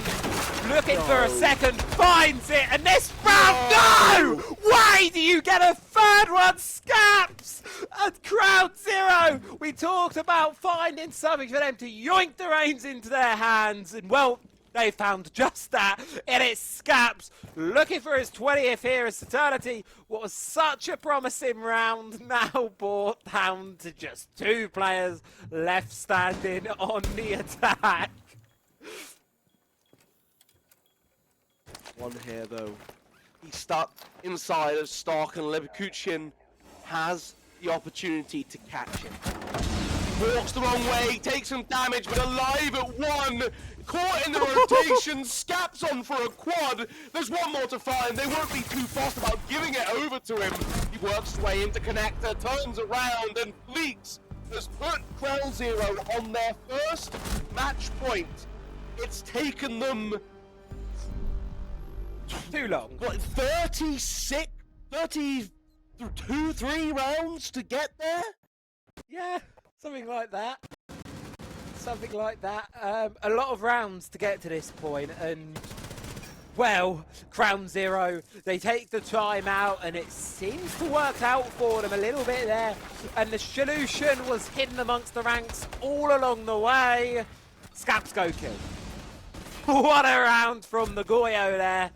Look at that, 4 in the round. Not too fussed about the ace, of course, because at this point, if you're CrownZero, you're fighting for survival. Saturlity, they move on to the historically favoured side of the defense, but for the first time this entire series, they're now on the back foot. I again am lost for words. CrownZero have put themselves here to take their own map.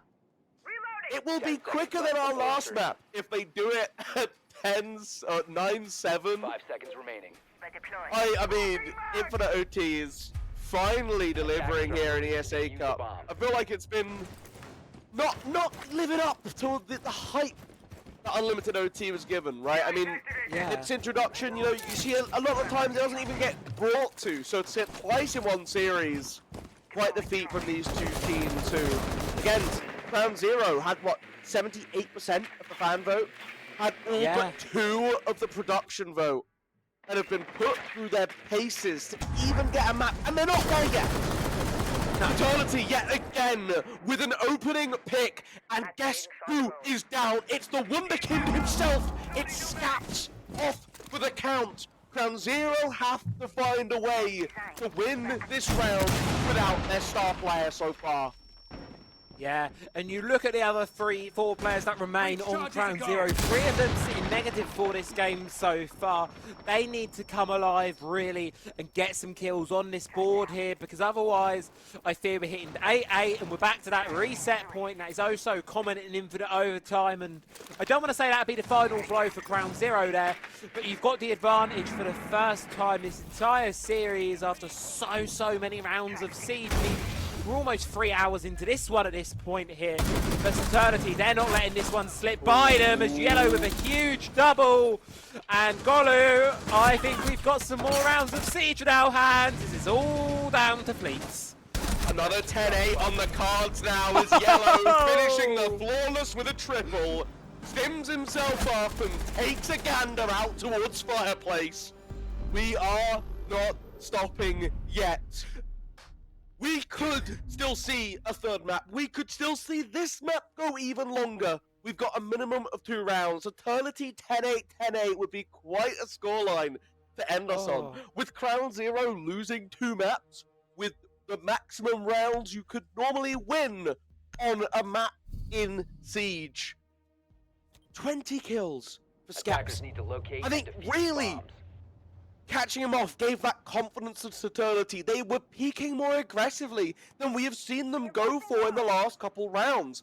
They haven't shown that hunger to push forwards, but it's back to the defense.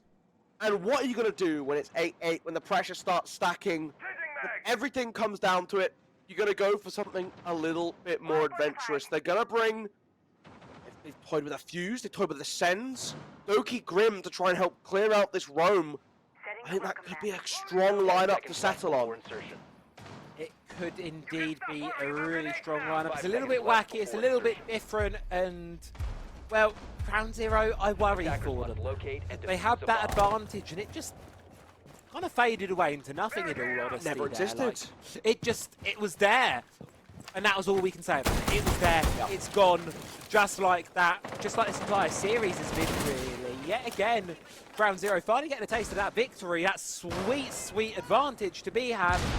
Just don't do anything with it, really. Saturlity get it right back to that level playing field here, and we're playing yet again another mini round of overtime, and just again, you just don't know what's going to happen here. We can say what's going on in front of us, but who's going to win this game? Who's going to take this map?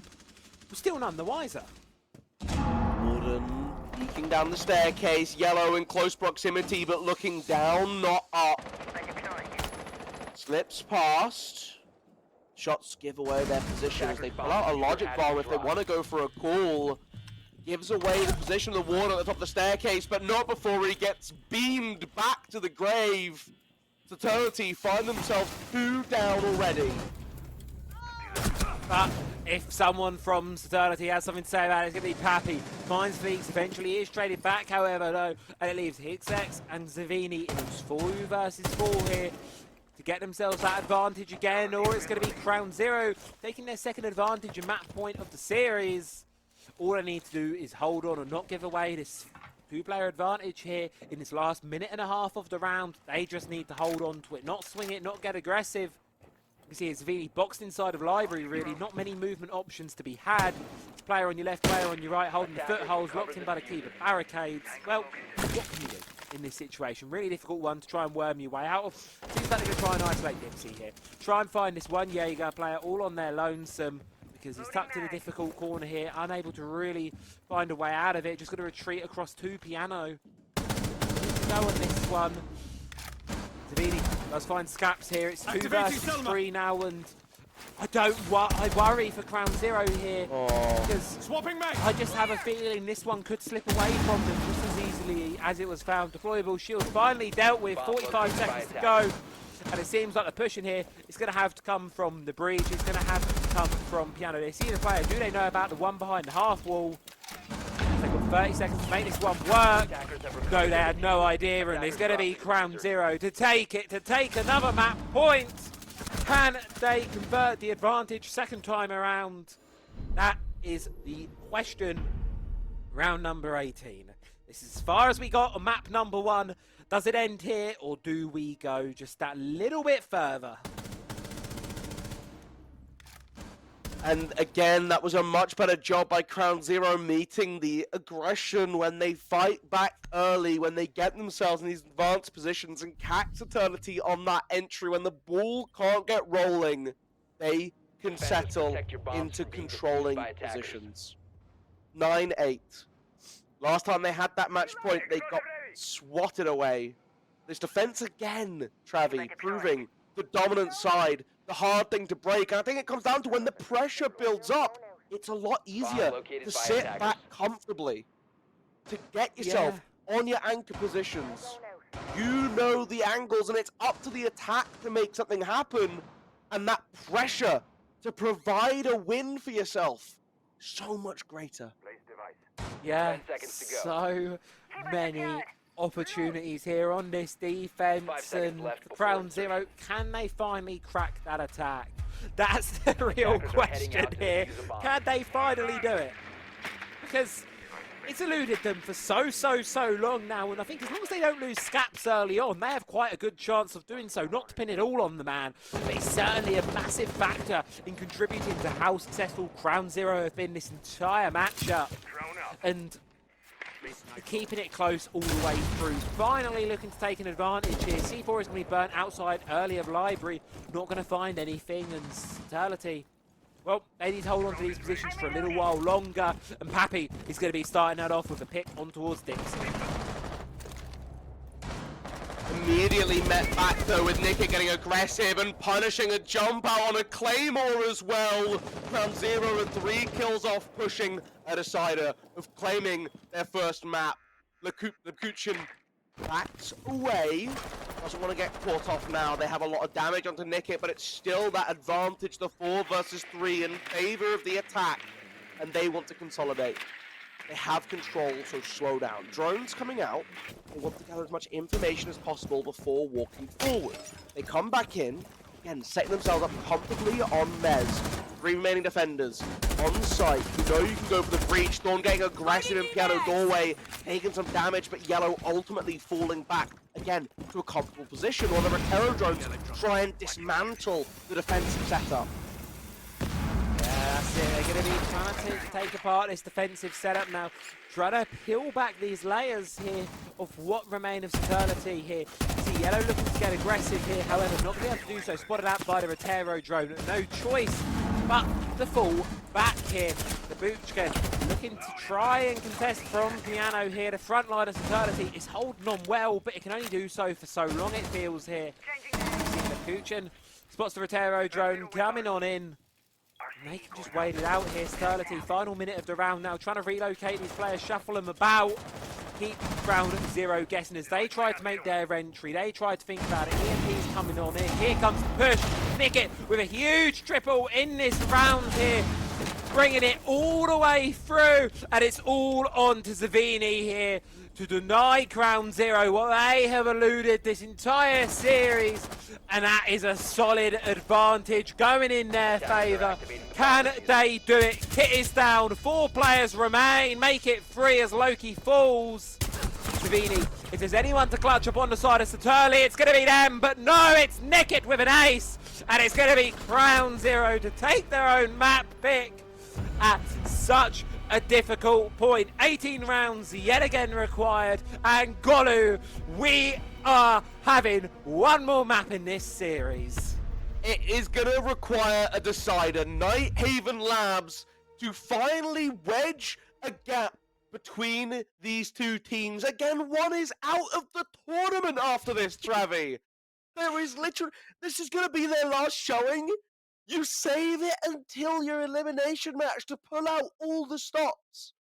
Both of these teams performing so well, making mistakes, having slip-ups, but they're finding ways to come back, to hold on to their mental. We have played now, what, it's been 10-8 both maps? We played 36 rounds, Travi. That's a ridiculous amount of time at such an intense pressure point as well. Because think how many of these you're staring down the barrel of a match point, or you're on a match point trying to close out against an opponent who's doing everything in their power to stop you. This is Siege at a level that you guys are not going to be used to. I'm looking at the games both of these teams have played so far in Season 10. We're only on map number 2 here, and all of the games that these two teams have played with each other played so far, this single game is longer than the both of them. Any series they've played so far, this is longer than it, longest game they've played so far, and we need all 3 to decide things out. So, Nighthaven Labs, it's going to be coming your way in just a few moments, ladies and gentlemen, so don't go anywhere. Go and grab a drink, because I've got a feeling we're in for another 18 rounds at the minimum of Siege, because it's banging. So don't go anywhere. We'll be back in just a few. A lot of noise here. You can see Saturlity, well, they're just abandoning.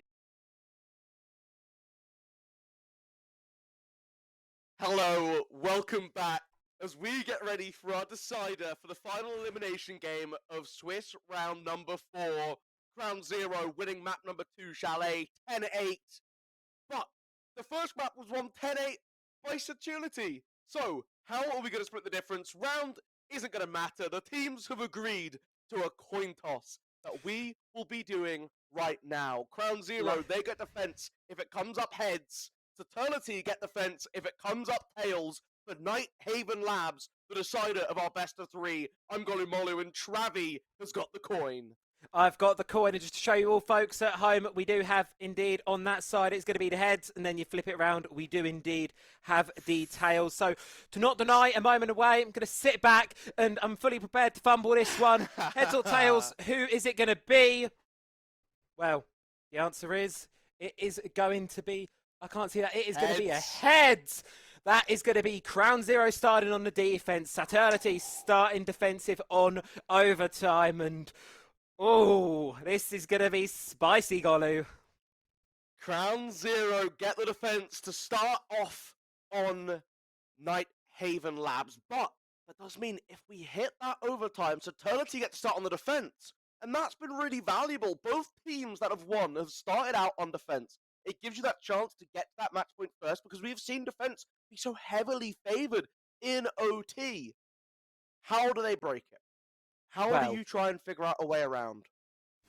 Oh, that is the question. I mean, as well, CrownZero, one thing they've been phenomenal at this entire series has been that utility game. It's been making sure that when there's these walls that have emphasis on them, They're playing them around. We saw it on the top floor of Lair quite extensively. The Cades, the Tutubrows, the Bandits, all in the right positions. And for CrownZero, I don't think you could have got on a better position out of this coin flip. You now find yourself on the defense here, on Labs. Saturlity is really going to be on their attack here. And they've proven they can do it, haven't they, Golu? It's just the secret in finding that consistency. Oh, absolutely. Consistency has been the thing escaping them. And you saw it in the OT at the end there as well. They were able to get an OT in their own favor on Chalet, but then they couldn't turn that into a win the following round, looking for these aggressive picks, getting caught off and giving CrownZero that window of opportunity back into this series. Blackbeard, Blitz, they're both taken away. That Blackbeard's been a mainstay, but Blitz has come and gone. Blitz is indeed come and gone, alternating between the Blitz and the Monty ban and Saturlity. Well, that one is new. The Clash ban is going to be taken out. So I think CrownZero have played quite a few times in this series to varying levels of effect. Some rounds she's brought, she has no impact at all, dies quite early on her own. Other rounds she's brought, huge impact, huge potential for changing the round around. No surprise really to see eventually her going to be banned out here over on Labs. So we head in towards round number 1 now. Command server, command center and servers going to be our top floor defensive starting position here as they line up, select their operators, and we load into what could be another 18 rounds of siege. I almost Defenders, protect think your it bombs has from to being be. defused by attackers. I think the script writers would be so cruel to do 2 OTs, 2 infinite overtimes, Bomb to located end by up in a attackers. lackluster decider.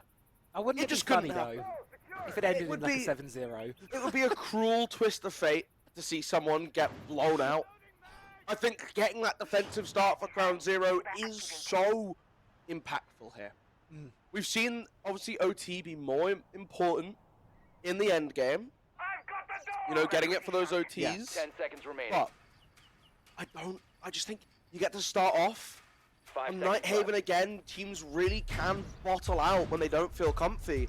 And we've seen Attackers are Saturlity moving to really defuse the struggle bomb. at the start of their attacking halves to pick up round wins. Consistently, they'll drop 2 in a row and have to play catch up to push for that overtime. Speaking of that consistency, well, CrownZero, they seem to really like this 6-12 shotgun. And Lit Fleeks bringing it yet again on the Legion 1. Well, I can't keep saying we don't see it every day, because at least with CrownZero, it certainly is something we've seen from them quite extensively throughout this whole series. It's a weapon with interesting results, interesting applications. Not going to talk too much on it, of course, but it is certainly a noteworthy point to note that that is the one being brought here as Saturlity. They're starting to eye their way through the map here, putting a lot of pressures on this rafter position early on. Lebuchkin from below, looking to make their way up the stairs. Dipsy going to be the first one taken out of this one as Zavini finds the first. Looking to walk up and take this rafters control. Monty drawing all the attention while you sneak up on Flores and you get a second before plunging deeper into sight, looking for a frag on the tower, aware of a creeper coming in from Aquarium and turns around just in time. That's onto the pistol though, because can't have the shots and looks away, giving Nickit an opportunity, and the shotgun gets on board as well. No one had any idea what was going on that top floor for a couple of seconds there. Attackers creeping their way into the objective, unaware of where the remaining defenders are, and well, unfortunately for Saturlity, neither of them are going to be seeing much for a few seconds as the blind misses the drone hold, catches him out. Sprint into sight here, immediately punished out by Fleeks, caught looking the wrong way by Lekuchin, but eventually he is traded back by Nickit, and it's going to be CrownZero starting us off with a very strong defense there on that top floor, holding on, getting themselves off to an early lead. And again, Saturlity, right? They're able to put that pressure onto rafters, use that Monty as a focus piece, and look at this play from Pappy, right? Jumps in, goes aggressive, but there's not the follow-up from the rest of the squad, so they're able to capitalize on it. A retake from Aquarium, coming in, bringing your roamers back to site.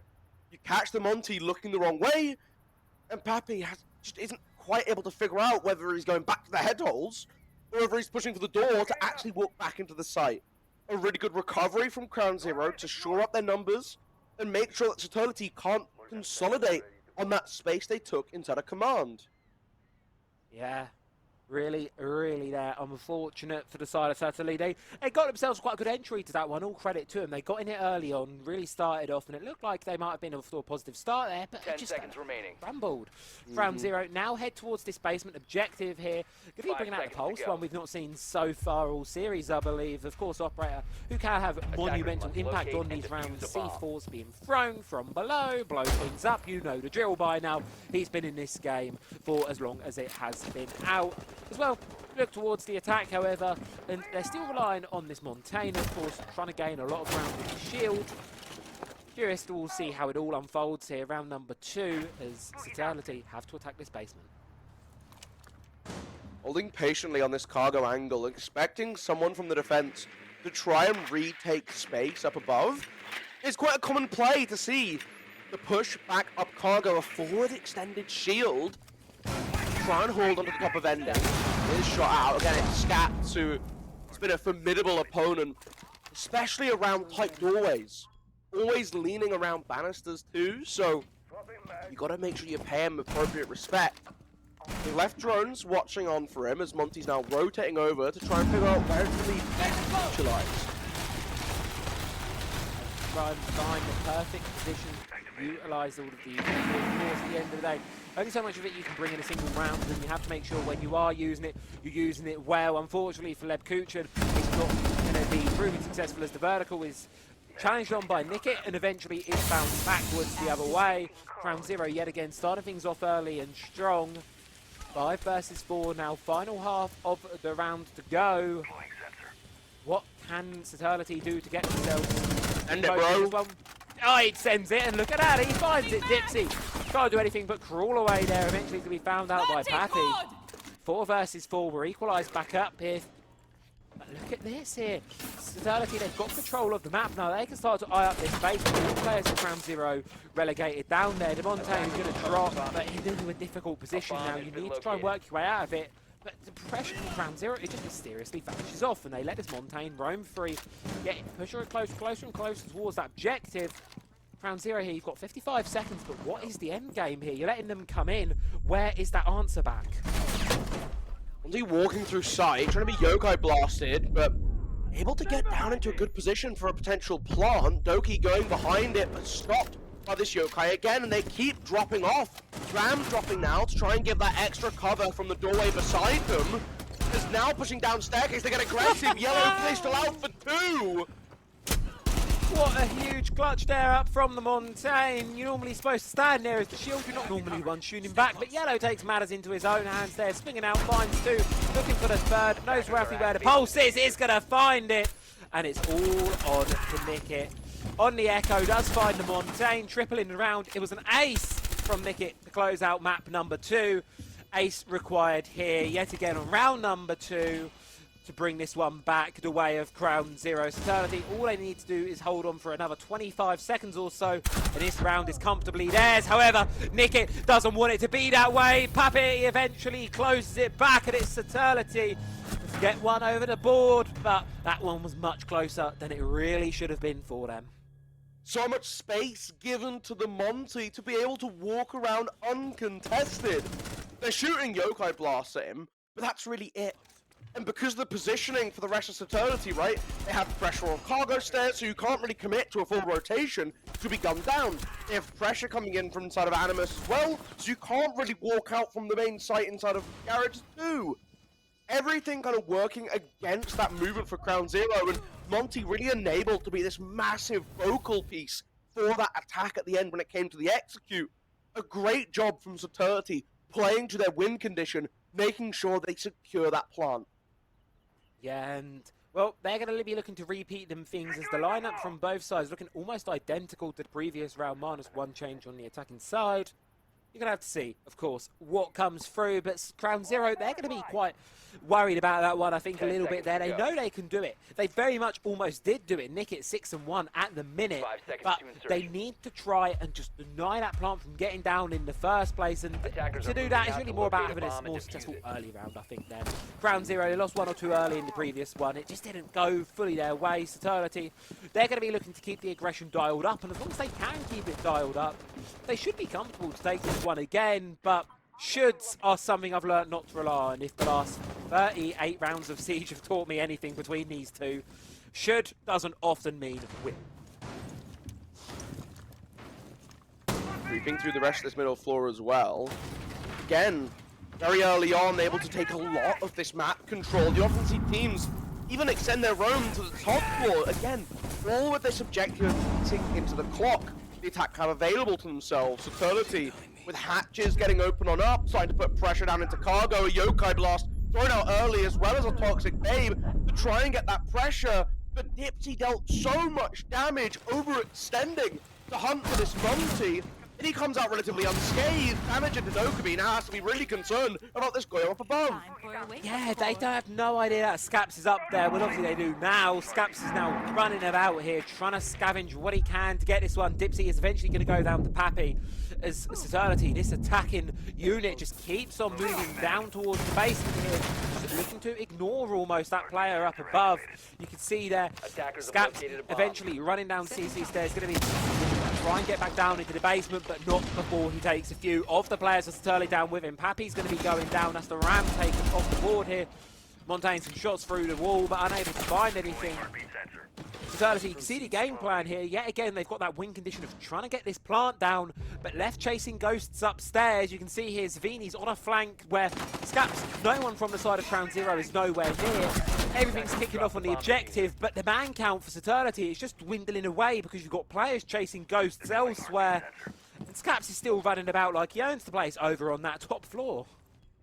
He's been in warehouse the whole time, in spite of the fact that they think he's coming down from meeting. What do you go for now? IQ on this middle floor, trying to look through the verticality, but again, not a lot presenting itself. CrownZero doing a great job at keeping themselves in hidden positions, waiting for that inevitable walk down from Saturlity. Goyo lurking behind them the entire time. Yeah, trying to find it here. Both players in engagements now for side of Saturlity here. 30 seconds to go on the round. Going to see the feet of Scaps do a lot of damage here, Lebkuchen, and you're going to have to not only take down Scaps, you're going to have to take down the rest of CrownZero as well. 1 versus 4, 20 seconds to make it happen here. Sees the Vulcan canister, sees the pulse, unable to hit the shots, and Fleeks with a nice headshot there. Gets the round, gets CrownZero their second one on the game. And yet again, hold on to the lead here on Labs for the time being with another fairly strong round there. And you do have to question, was that previous round from Saturlity a sign of something we're going to see a lot from them? Or was it just another moment of greatness that's just going to pass like the wind yet again? Honestly, I think a big part of it as well was just the respect paid out by CrownZero. They gave that space for the Monty to walk down and give sight. This time, they disrespected it, right? They got up in its face. They tried to throw damage at it early. They figured, look, we can use some util very early on in this round. We're committing toxic babes in the first minute, all with the goal of making Yellow uncomfortable. And look, it didn't actually confirm that kill, but it forced them back. It bought some time, and it enabled, when you have Scaps on that roam, to then cause a little bit of chaos, Travi. And that's what they really need to start leaning into. It's letting, it's not letting Saturlity get comfortable, keeping them on their toes, forcing them to have to consider new threats that constantly emerge, so that they don't know whether they should be looking over towards you on the bomb site or your teammate behind them. And you can see, right, really quickly, just they are split up, right? Yeah. Zvini looking behind, waiting for the flank, the rest of the team committing forwards. If they're all on one consistent goal path, Saturlity looks so dangerous. But once you split them apart, once you give them all their own little individual tasks to go and complete, they falter. Exactly that. It's a team game at the end of the day here. It's 5-on-5 for a reason. It's not 5 sets of 1 versus 1. You have to play it as a unit, as a team. And we saw it briefly from Saturlity, even in the previous round. When they all move through together, it works. When there's a game plan, it works. They're doing exactly what they did before on this top floor here, where they put a lot of pressures onto rafters early on. Send Lebkuchen upstairs of the internal stairs. Trying to find a way up here, and obviously they won't be able to insert themselves in sight as easily as perhaps they did before. But the game plan is evident here from Saturlity, but it all seems to come down to the execution for them. Something they've struggled with time and time again, getting rounds over the line at the final hurdle. Vertical can be worked on from below. Fleeks tries to challenge onto it, but gets punished for it. Early start for Saturlity in this one. Floor needs to be torn apart. Loki low, but immediately swats back as you buck and you lose that threat. Warden's still comfy on Aquarium. You're trying to push him out from by yourself. It's gonna be a difficult fight for Pappy to take, but his team needs him to make a gap, and he does! Taking down Nickit, letting the Monty walk forwards. Keep that Rafters pressure though, because as soon as they start gaining in one aspect, they completely fall on the other. Maverick, walk up the support! Where is the support on this Montaigne right now? He is in it through the fire and the flames. No choice but to bring his shields down. Where is the support? Saturlity getting over the line eventually, but you've got a question. What is that Monty doing in objective on his own? Because you can't be doing that. You can't be sending him there what is effectively death. Going in on his own there. Yellow does get rightfully taken down. You're just lucky that the rest of Saturlity had the part where you needed it to. Zavini with a huge double there. And they tie it back up. 2 apiece. Attackers need to But locate yet and again, defuse you bombs. just can't count Attackers either one have of these discovered the teams location through of the all the bomb. way. Saturlity there, they may have gotten it, but there's still things to nitpick at in that round. I wouldn't even say nitpick at that. Sending the Monty in on his own, that's a huge flaw there, and that is something you cannot be repeating.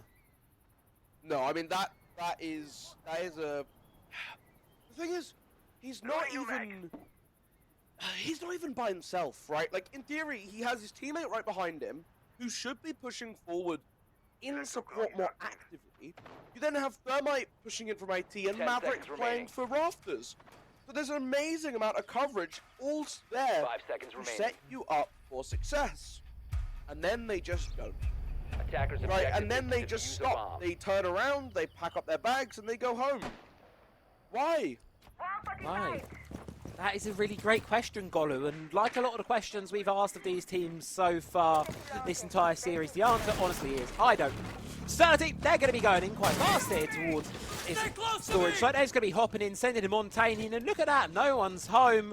Free reign over the objective. Can they hold on to it? Well, Lebkuchen seems to think so. Pappy with another as well. Dipsy does get Zavini back, however, but it doesn't really seem to matter. Diffuser's coming down. One springs in completely blind, and a team kill with the C4. It's all on to Fleeks in a 1 versus 4, makes it a 1 versus 3. Saturlity, they have the plant down, they have a shield up, and now they've got logic bombs as well. Surely Fleeks cannot clutch this one back up here, because if he's going to do so, well, you need to get a move on, my friend. The clock's ticking against you here. Jump down. Oh no, there's a shield. Got to go another direction, because otherwise you're just going to get punished by it. Does eventually take down Yellow here. Looking, doesn't know where these remaining players of Saturlity are. CrownZero. The clock is ticking away from you. 5 to go, and surely Saturlity should be able to hold on to this one here. No choice here but to hold on to the fuse. Red ping's out. Pappy's going to close it down. Saturlity, would you look at that? Rush attempted, rush paid off, and they guarantee themselves an even half. Yeah, I mean, there really is no separating the two of them, right? They are just consistently going back and forth. That's a great aggressive rush to catch them off, right? I mean, we haven't seen that kind of rapid pace come out from them recently in rounds, Attackers are activating the diffuser. and it has worked. You leave it, you play standard siege, you suddenly flip the script and go at a million miles an hour. Yeah, and Now Zero completely unaware. yeah, Attackers have and discovered the that's the location kind of of the bomb. adaptations there. Oh, speaking of adaptations, hello Kitchen. Site we don't see all too often here on Labs. Obviously, speaking of adaptation, that curveball is something there, that Saturlity. They've done a couple of times in this series. You could argue map 1 itself was a little bit of a curveball in the form of Lair. Saturlity, Yep. they definitely like playing a little bit off, and it's proven to work for them. 10 seconds Changing left. things up, keeping CrownZero guessing, because we're still guessing with 5 Saturlity. seconds We're left. constantly guessing the quality's going up and down. If you can get the game plan going all over the Attackers' place, objective is to defuse a you can bomb. really find yourself in a comfortable position here where Saturlity, well, they're just going to keep changing the game plan, changing the idea, and CrownZero, when they formulate a response, the questions immediately subsides. I can't see everywhere. Window secured. Now it's back again to try and clear this out. Saturlity doing a great job on their attacks. And again, that was our concern, right? Is are these teams going to be able to do that? Attackers Are they going to be have able to dropped the push diffuser. forward? Attackers have recovered their Yep. diffuser. Yep, they are. They've Yeah. proved pretty Yeah. easily they can. Yeah, and Saturlity yet again looking to try and sandwich the players up here towards Connector over on the side of CrownZero. Utility pushing behind them, don't be in on the other side, but it's the vertical from Nickit being held to deny their player, spraying back, trying to find another, can't quite find it, brought down to low HP respectively, but it scaps in from above, takes down Pappy, and I like the idea from Saturlity, but the support network of CrownZero is there. Yellow all on his lonesome, yet again on the shield as well. Lebkuchen, and all you can do at this point is look for exit frags, takes down Scaps, but 1 versus 4. Can you get anything going? Do a little bit of damage over towards the Azami, but can't be seeing a massive clutch up yet again. Right, there's no world in where Lebkuchen somehow brings this one back. The off-site of Kitchen, well, it seems to work out here for the defense there, getting themselves... It seems to actually be the roam clear more than anything Sterling struggled with. They didn't even get towards that objective, did they, Golo? No, they were kept at bay really efficiently, and now dropping down inside, caught off on the angles. Again, we have seen this though, right? When CrownZero pick these more unorthodox sites, there isn't that same level of preparation and readiness coming in from Saturlity, and it's actually been a real equalizer hit. Yeah, and we're tied up at the half here, and yet again, who's going to take this game and this series? I honestly don't know. I could see us in another world where we end up in a maximum overtime, unlimited overtime situation yet again. Very well, because Attackers need to locate. wouldn't that be fun though? 3 maps of unlimited overtime, really living up to its name here. None of these teams want to be eliminated here. They both want that fighting chance next week, and they're putting everything they've got into it. And I would honestly say stamina's been in the question, but it's honestly been turbulent from the beginning on both sides, really. They've not really been able to find that consistent success, and I thought in my mind as the series went on, whoever finds that consistency first is going to start to dominate, and at least till this point, neither team has found 10 that seconds to consistency, go. which is why we're seeing this back and forth between these two, why we're seeing these rounds 5 seconds where to go. there's nothing between them and these games that are going all the way to unlimited, because no one can Attackers find are that moving out to consistency. locate a bomb and defuse it. Side swap time. Saturlity on the defense. They picked up 3 attacking round wins. This can be their opportunity to close out. But we talked about it just then. We've talked about it before. Consistency has been their bane. And that's what you really need to be if you want to take a slight lead and push it into a map victory. Defensive setup, quite different. The CrownZero, very similar in some ways. They still have, you know, the Azamis, the Wardens, the Bandits, the Toyos. But slightly less further out onto Rafters. The Kali coming through, but not catching the Bandit battery, so that's 1 Selma down. Not ideal. The Lance is being used now to help assist the Thermite on the other side. No opportunity to come in for a trick. So you get to guarantee it, despite the fact that you skipped out on a Thatcher. Try and take the Kali instead. Yeah, I mean, that's an interesting pick, the Kali there, right? It's not one we see a whole lot of, because bolt-action rifles aren't the best for clearing out buildings. It's just a way of life, it's a fact of the matter. But there's one thing, that CSRX is terrifying to be on the receiving end of. You can hear it, you can see the traces. It's a mighty old weapon, doing great numbers here for CrownZero to help open up these walls, get the breaches that are needed across the board here. But I have to wonder, for CrownZero, the pacing needs to come up here a little bit for me, if you ask me. It's a bit slow, and it might be disaster as well. Zavini behind in lobby, looking to go up for a massive flank. Do they have any idea on the offense that there's a player creeping up behind them, looking for some? Well, Pappy's going to try and make sure that there's none left. Fleeks does find one back with Kuchen, but here comes the flank. Carly taken off the board. Dipsy's gone. He's traded back immediately though by Loki, leaving us 3 versus 3, and another pick from Nickit does put CrownZero in the advantage situation here. Saturlity, minute left to go, and it's 1 versus 3 required here for Yellow to keep this one alive for the team. Locked out of sight by the Vulcan canisters being used against them. Hop on in through the rotation. But they know where they are now. The pressure mounting up here. You're Warden, you can chase behind the smoke, but you've got to go through it instead and straight into the line of sight of the shield. And the round goes straight into the hands of CrownZero. They've looked good. That attack was very, very clean. They have this checklist that they want to achieve, right? And they bring some slightly less common tools that Kali. Not something you expect to see very frequently, but they know that they can use it to get away the Attackers bandit. need to locate They have a and way defuse as many of bombs going, as they can. playing on the windows down in storage below to try and dissuade a bandit from tricking, and they can get that IT breach open, start applying that pressure in towards connector with the breach open up, and now control over electrical as well. I'm really liking the consistency from CrownZero in how they approach that. There was just a very consistently standard plan. Everyone is on board with it, and I think when we've seen either of these teams try to deviate too much from standard, that's where things begin to go awry. I like that at least for the first round of your 10 attack, seconds remaining. you come in with a very basic but strong plan, and you see it 5 through seconds successfully. remaining. You get that round win, and now Saturlity. Saturlity? Attackers' Yeah. objective is So, to locate you a know when bomb you and say a defuse it. word too many times? And And it then starts to like, sound wrong. yes. Attackers have dropped just the bomb had that. diffuser. Attackers recovered the bomb diffuser. Happens with spelling as well, doesn't it? Sometimes you're spelling a word can't with about a spell. bunch in an essay. Yeah, you sometimes spell a word the same times in an essay, and it just starts to look good. Oh no, he's gonna go for the run out and he's gonna be rewarded. Oh, He's on the road outside. please. Do it, do it, do it. Go on to Oh, medium. do it. Yeah, he's going to go do it outside the building, but straight. Oh. Fleeks is watching it. That's unfortunate there. CrownZero get themselves an opener here in the round. Scap looking for another on the vertical here. Does eventually find it with that Vendetta. Great use of the Deimos there. Lebkuchen taking off the board there. Pressured by the Maverick. Pushed into position by the Deimos. Frost, happy, looking for one underneath the footholds, unable to find it, and Saturlity now left in a position where they can have to try and recover this round.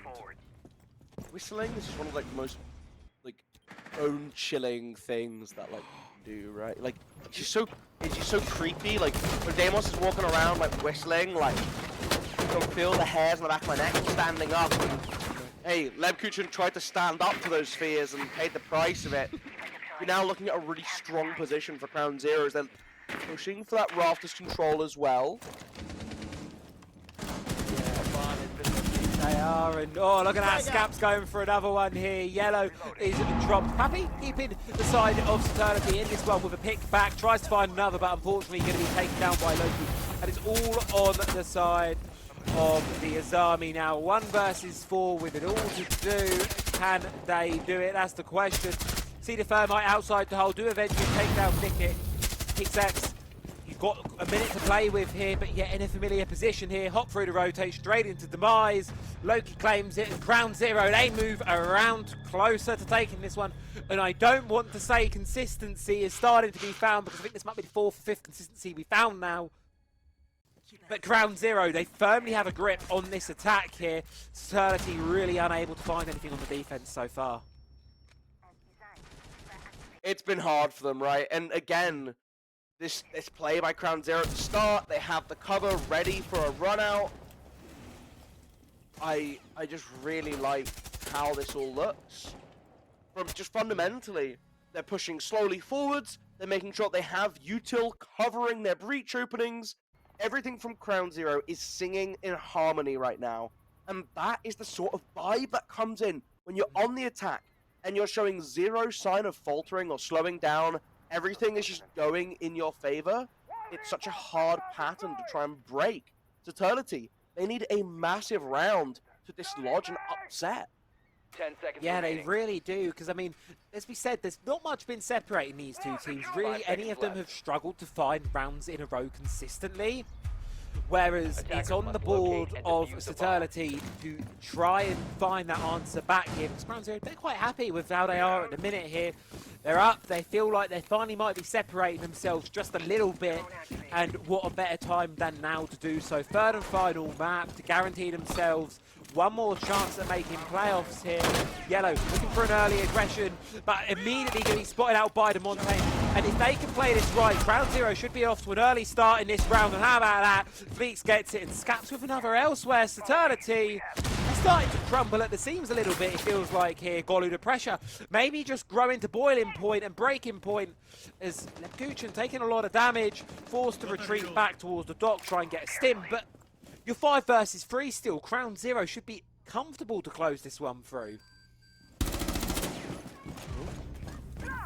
Just running off.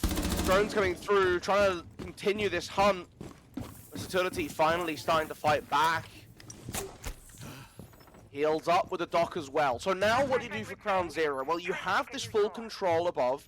You can start to play for these hatches. Habana are going to do that now, using the X-Currers to give themselves more openings before they look to go down for a collapse. I want to see them gather as much information as possible as well before we start seeing them jump.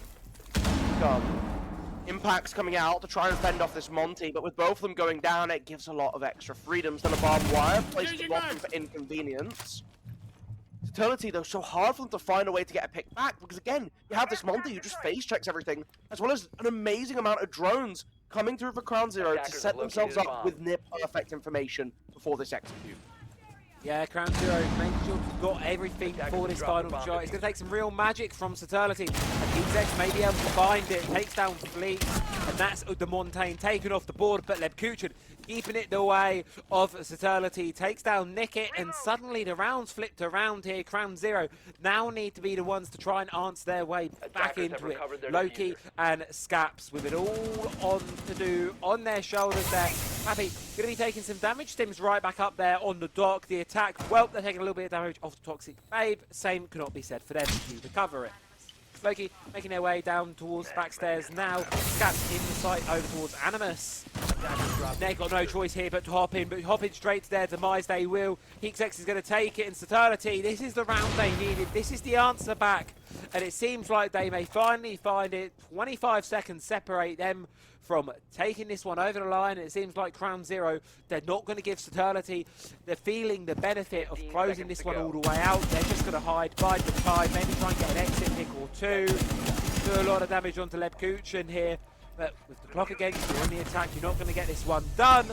And Pappy is going to take the life, take the head, and Saturlity, they do answer back. They finally get a successful defense, and, well, now immediately I'm back on the train, Golu are thinking we might be on a train to overtime yet again. I think so. I really think so. I mean, that ending from Saturlity was just played out to just so well, right? CrownZero, they have everything going for them. They're starting to open up these hatches. They have a decent amount of verticality opened up, and they still have this Monty to push forwards. But they go down, and they just start losing gunfights. They're pushing in not together. They're not applying pressure simultaneously, and that was what worked so well for them on their successes. Attacking upstairs, it was having multiple people pushing in together, drawing out attention. But there, Saturlity, they're given the opportunity to pick and choose their gunfights with plenty of breathing room in between to get yourself up and gun ready again. And it shows what happens. These two teams, when it comes down to raw gunfights, are head to head. They are neck and neck with how it falls apart. It's always come down to either who makes less mistakes in a round, or who applies more pressure with their teammates. Attackers' objective have is to defuse to play it together. CrownZero, they were able to do it a few times on this bomb site here on this top floor twice. So they're going to be looking to do it yet again here on this 10th round here. We're in the double digits, and if we do go all the way to 18 yet again, by some miracle, I know certain people will be very happy about that one if the longer this game goes onwards for. We're only halfway through, quite possibly, and it's infinite overtime. This game could be over in the next 2 rounds, or we could be here for 20 more. We don't really know, and that's the excitement factor of it, because one thing you can say this entire series is nothing has separated them. CrownZero felt like they were finally getting things going, and then Saturlity answer it back because CrownZero start pushing individually. They can't be making that same mistake again here. Monty doing exactly what he's done so many times before, pushing up towards rafters, but the key factor this time around is no one inside the building to support from CrownZero, instead struggling with this IT breach outside. Monty's kind of isolated on his own for the minute, but it matters not because Nickit gets the first onto Lebkuchen. It is always concerning though if you consistently do leave Fleets by himself. He gives someone an opportunity for something wild to happen, but Nickit, doesn't matter the fact that he's the thermite, he wants to take a peek and he's going to go for it. Rewarded beautifully with a pack on the bandit as well, and Yellow just wanders out into the doorway. Why of do you rafters. have your back? I don't know. I don't know at this point, and Fleek's just peeked for another on the Pappy. I mean, the last is live in E-Box, and just Fleek's in a 1 versus 5. He figures why not. I'll take a little swing. The Nitro Cell flies out, but doesn't hit anyone, Travi. Yeah, you're surely not going to be able to clutch this one back up at this point. And there you have it, Dipsy close it out. CrownZero, they had a blip for a round, but they find themselves with another. And more importantly so, for the first time for them in regulation, they find themselves map, match, series, point, and a dream to keep themselves alive in ESA Cup for another match. And just a bit of credit there, that shot from Nickit, beautiful stuff, did have the yellow pings onto Savini, but really nothing he could do from that situation. I never thought I'd see they would go 7-4. Defenders, protect your bombs from being defused by attackers. Well, some days it feels like a 7-4 is a long day, other days 7-4 feels like, God, that was really, really quick. I mean, compared to what we've seen This so is a far. speed run. We're speeding through labs here, but I say that, we say that. Can you really trust these teams to close never. this out in regulation? Because if anything's taught us so far is, well, they can't be trusted for anything to win these rounds consistently. CrownZero, they definitely feel like the ball's in their court right now, but do they want to hold on to it? That is the question. 10 seconds Round remaining. number 11, that's going to have all of the answers for us. One last attack onto this top 5 floor. seconds Saturlity, remaining. they've tried it 3 times, lost it 3 times. Where is the answer here? Attackers are heading out to defuse a bomb. Who knows? I mean, honestly, I just think CrownZero just look better prepped when it comes to these labs pushes, right? And they're making it really work for them. Again, they've got scats on this Deimos. They're going to scam the bandit. They're going to play for the breach. And there's something to appreciate, right? When a team is, you know exactly what they're going to do. And you know exactly how they're going to play a situation. And it's still so good. Because they're just drilled. They know how to do it, and they're so hard to push off. They have contingencies ready. Here's the scan onto Bandit. And the Bandit's not even contesting it. He just knows that he's going to get peeked out by this gun. It's going to be very difficult to do. EMP comes through. They try to kite, trick it off, but they're ready for that as well. Everything's smoothing. Oh, That's a mega shot as well. Again, Nickit. He's a thermite, but he peeks things like an entry. I mean, you look at who CrownZero are playing, right? Who are the players you don't expect to have kills? The Shield and the Thermite. Who's got the most kills on CrownZero at the minute? It's the Shield and the Thermite. 26 between them. Phenomenal job, Fleets and Nickit. Definitely a crucial key, in a crucial component in the success of CrownZero these last couple of rounds here on the attack. We're back to 4 versus 4, evens back up, but look at this, Fleets is eyeing up the objective already, and it's fairly open territory in there, at least over on the command side. Server, there's a bit more presence towards it, and Yellow is slowly rotating back towards the objective. But the hop-in that's been used so many times by the attack there, it's finally been read into by the defense. The Frost Mat is placed there. Will it be spotted out? Well, if you're a fan of CrownZero, you can hope it will. But it doesn't seem like they're coming in that way that time. Instead, it's Nickit with another over towards Paffy here. 4 versus 3 now. 3 players, all to keep Saturlity left in this competition here. Laboot's going to be going for the swing, but going to get punished for it. All onto Yellow and Savini now as they find one apiece. It's 2 versus 2 here. But now the last one falls, and it's all onto Savini here. A 1 versus 2 to keep his team alive in the competition. Or CrownZero. Will they deny themselves their stay in round number 5 for much longer? Eyed up by the Shield, Deimos has the idea. They're chasing him, they're trying to find him, but Savini finds one, but meleeed by the Montaigne, cannot stay alive for much more.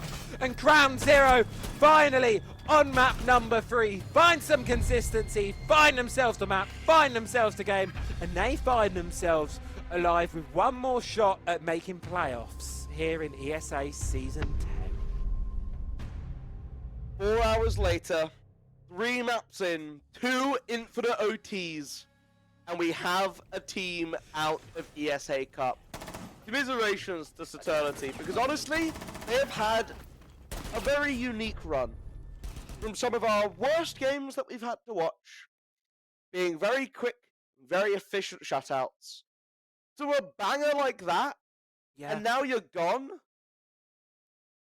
It's a shame. It really is such a shame. I mean, credit to Saturlity. Can we they keep went them? out. Yeah, can we just like 5 more minutes. have an extra team? Just an extra team. Can we just have a map 4 for the fun of it? No back in it. It's Let's get these guys on plane. We can Let's ask just their have team some fun manager if with they it. want a cup of tea and we'll keep playing. Yeah, exactly, because they went out swinging there. And when you get eliminated from competition, I think that's the best thing you can do. You've been eliminated, your heads will be held high after that, Oh, for sure. that performance. Sure, there were rocky moments, but they showed promise the entirety of the way through Saturday. They proved they can do it. And I think as soon as they get that consistency down, they may be quite a formidable team, but unfortunately now is not their time. They're eliminated from the competition, and of course it is going to be CrownZero making their way on towards round number 5, the games of which have just been generated there. You can see it on your screen, you can see who it's going to be going up against each other. And Golu, what are your thoughts on these games? It's pretty interesting, right? I'm looking at it, I'm thinking Aspire, Entropy, kind of a banger. Oh, That's yeah. one that I'm definitely looking forward to. You still have Martov gang down there as well. I don't know. This 2-2 bracket seems pretty rough, right? Yeah, this one is... That's going to be a close week of games, and all in limited overtime as well. And hopefully these games are going to treat us and live up to just a little bit of what we've seen today. I really don't like this, actually. Do you not? Are you worried? I'm just like, I'm looking at it, I'm like, we're seeing all the teams here. I'm just like, you guys shouldn't be here. Like, why are you guys in the why are you guys playing elimination games? Yeah, and you look at the 6 teams there. 3 of them are going home. 3 of them are going to playoffs, and that is going to be a really tough one to get there. I mean, who's it going to be? I genuinely, looking at these teams, I really don't know who it's going to be. All right, pick right now, Travi. 3 teams. Or pick right now. 3 teams. CrownZero, Molotov Gang, Aspire, and speaking of it, let's have a look at Monday's game, shall we? Golu, what are your predictions for that one as well? This one on your screen, what are you thinking? I'm thinking CrownZero. I have to back them after that, right? Yeah. You've just played a blinder of a 3-map series, 2 infinite OTs. I want to see these guys in the playoffs. I think there's been a little bit of excitement. I mean, we talked about at the start of the day, which feels like a long time ago, that there is this excitement around CrownZero when they can find their form. We saw that today in some of these games when they're able to bounce back. And I think the mental fortitude that they've shown in this long series, to come in to Chalet, to be down and bounce back for a win, and then to come in commanding fashion in Nighthaven Labs, that's the sort of attitude I want a team to bring to playoffs, Travi. I want to see those teams in more important games where there's everything on the line. Give me CrownZero, baby. Give you CrownZero. You know what? Like I said, I think they've got what it takes as well. After that game, how could you not be backing them? What a performance they put on tonight. And it's only a couple of days. You folks at home are going to have to wait to see how that game on Monday unfolds. Same time, same place, twitch.tv/ESA Cup. Of course, I want to give a massive shout out to Max, our wonderful observer today, as well as Nanos for stepping in, running production and things today. And of course, you, Golo, as well, for joining me on the cast. It's been a pleasure, as always. Have a wonderful rest of your evening, folks, and we will see you next week for some more ESA action. It's do or die for these teams. Who's come into playoffs? Who's been eliminated? Well, you know where to find it. We'll be back next week. Night up here now, and as I said, this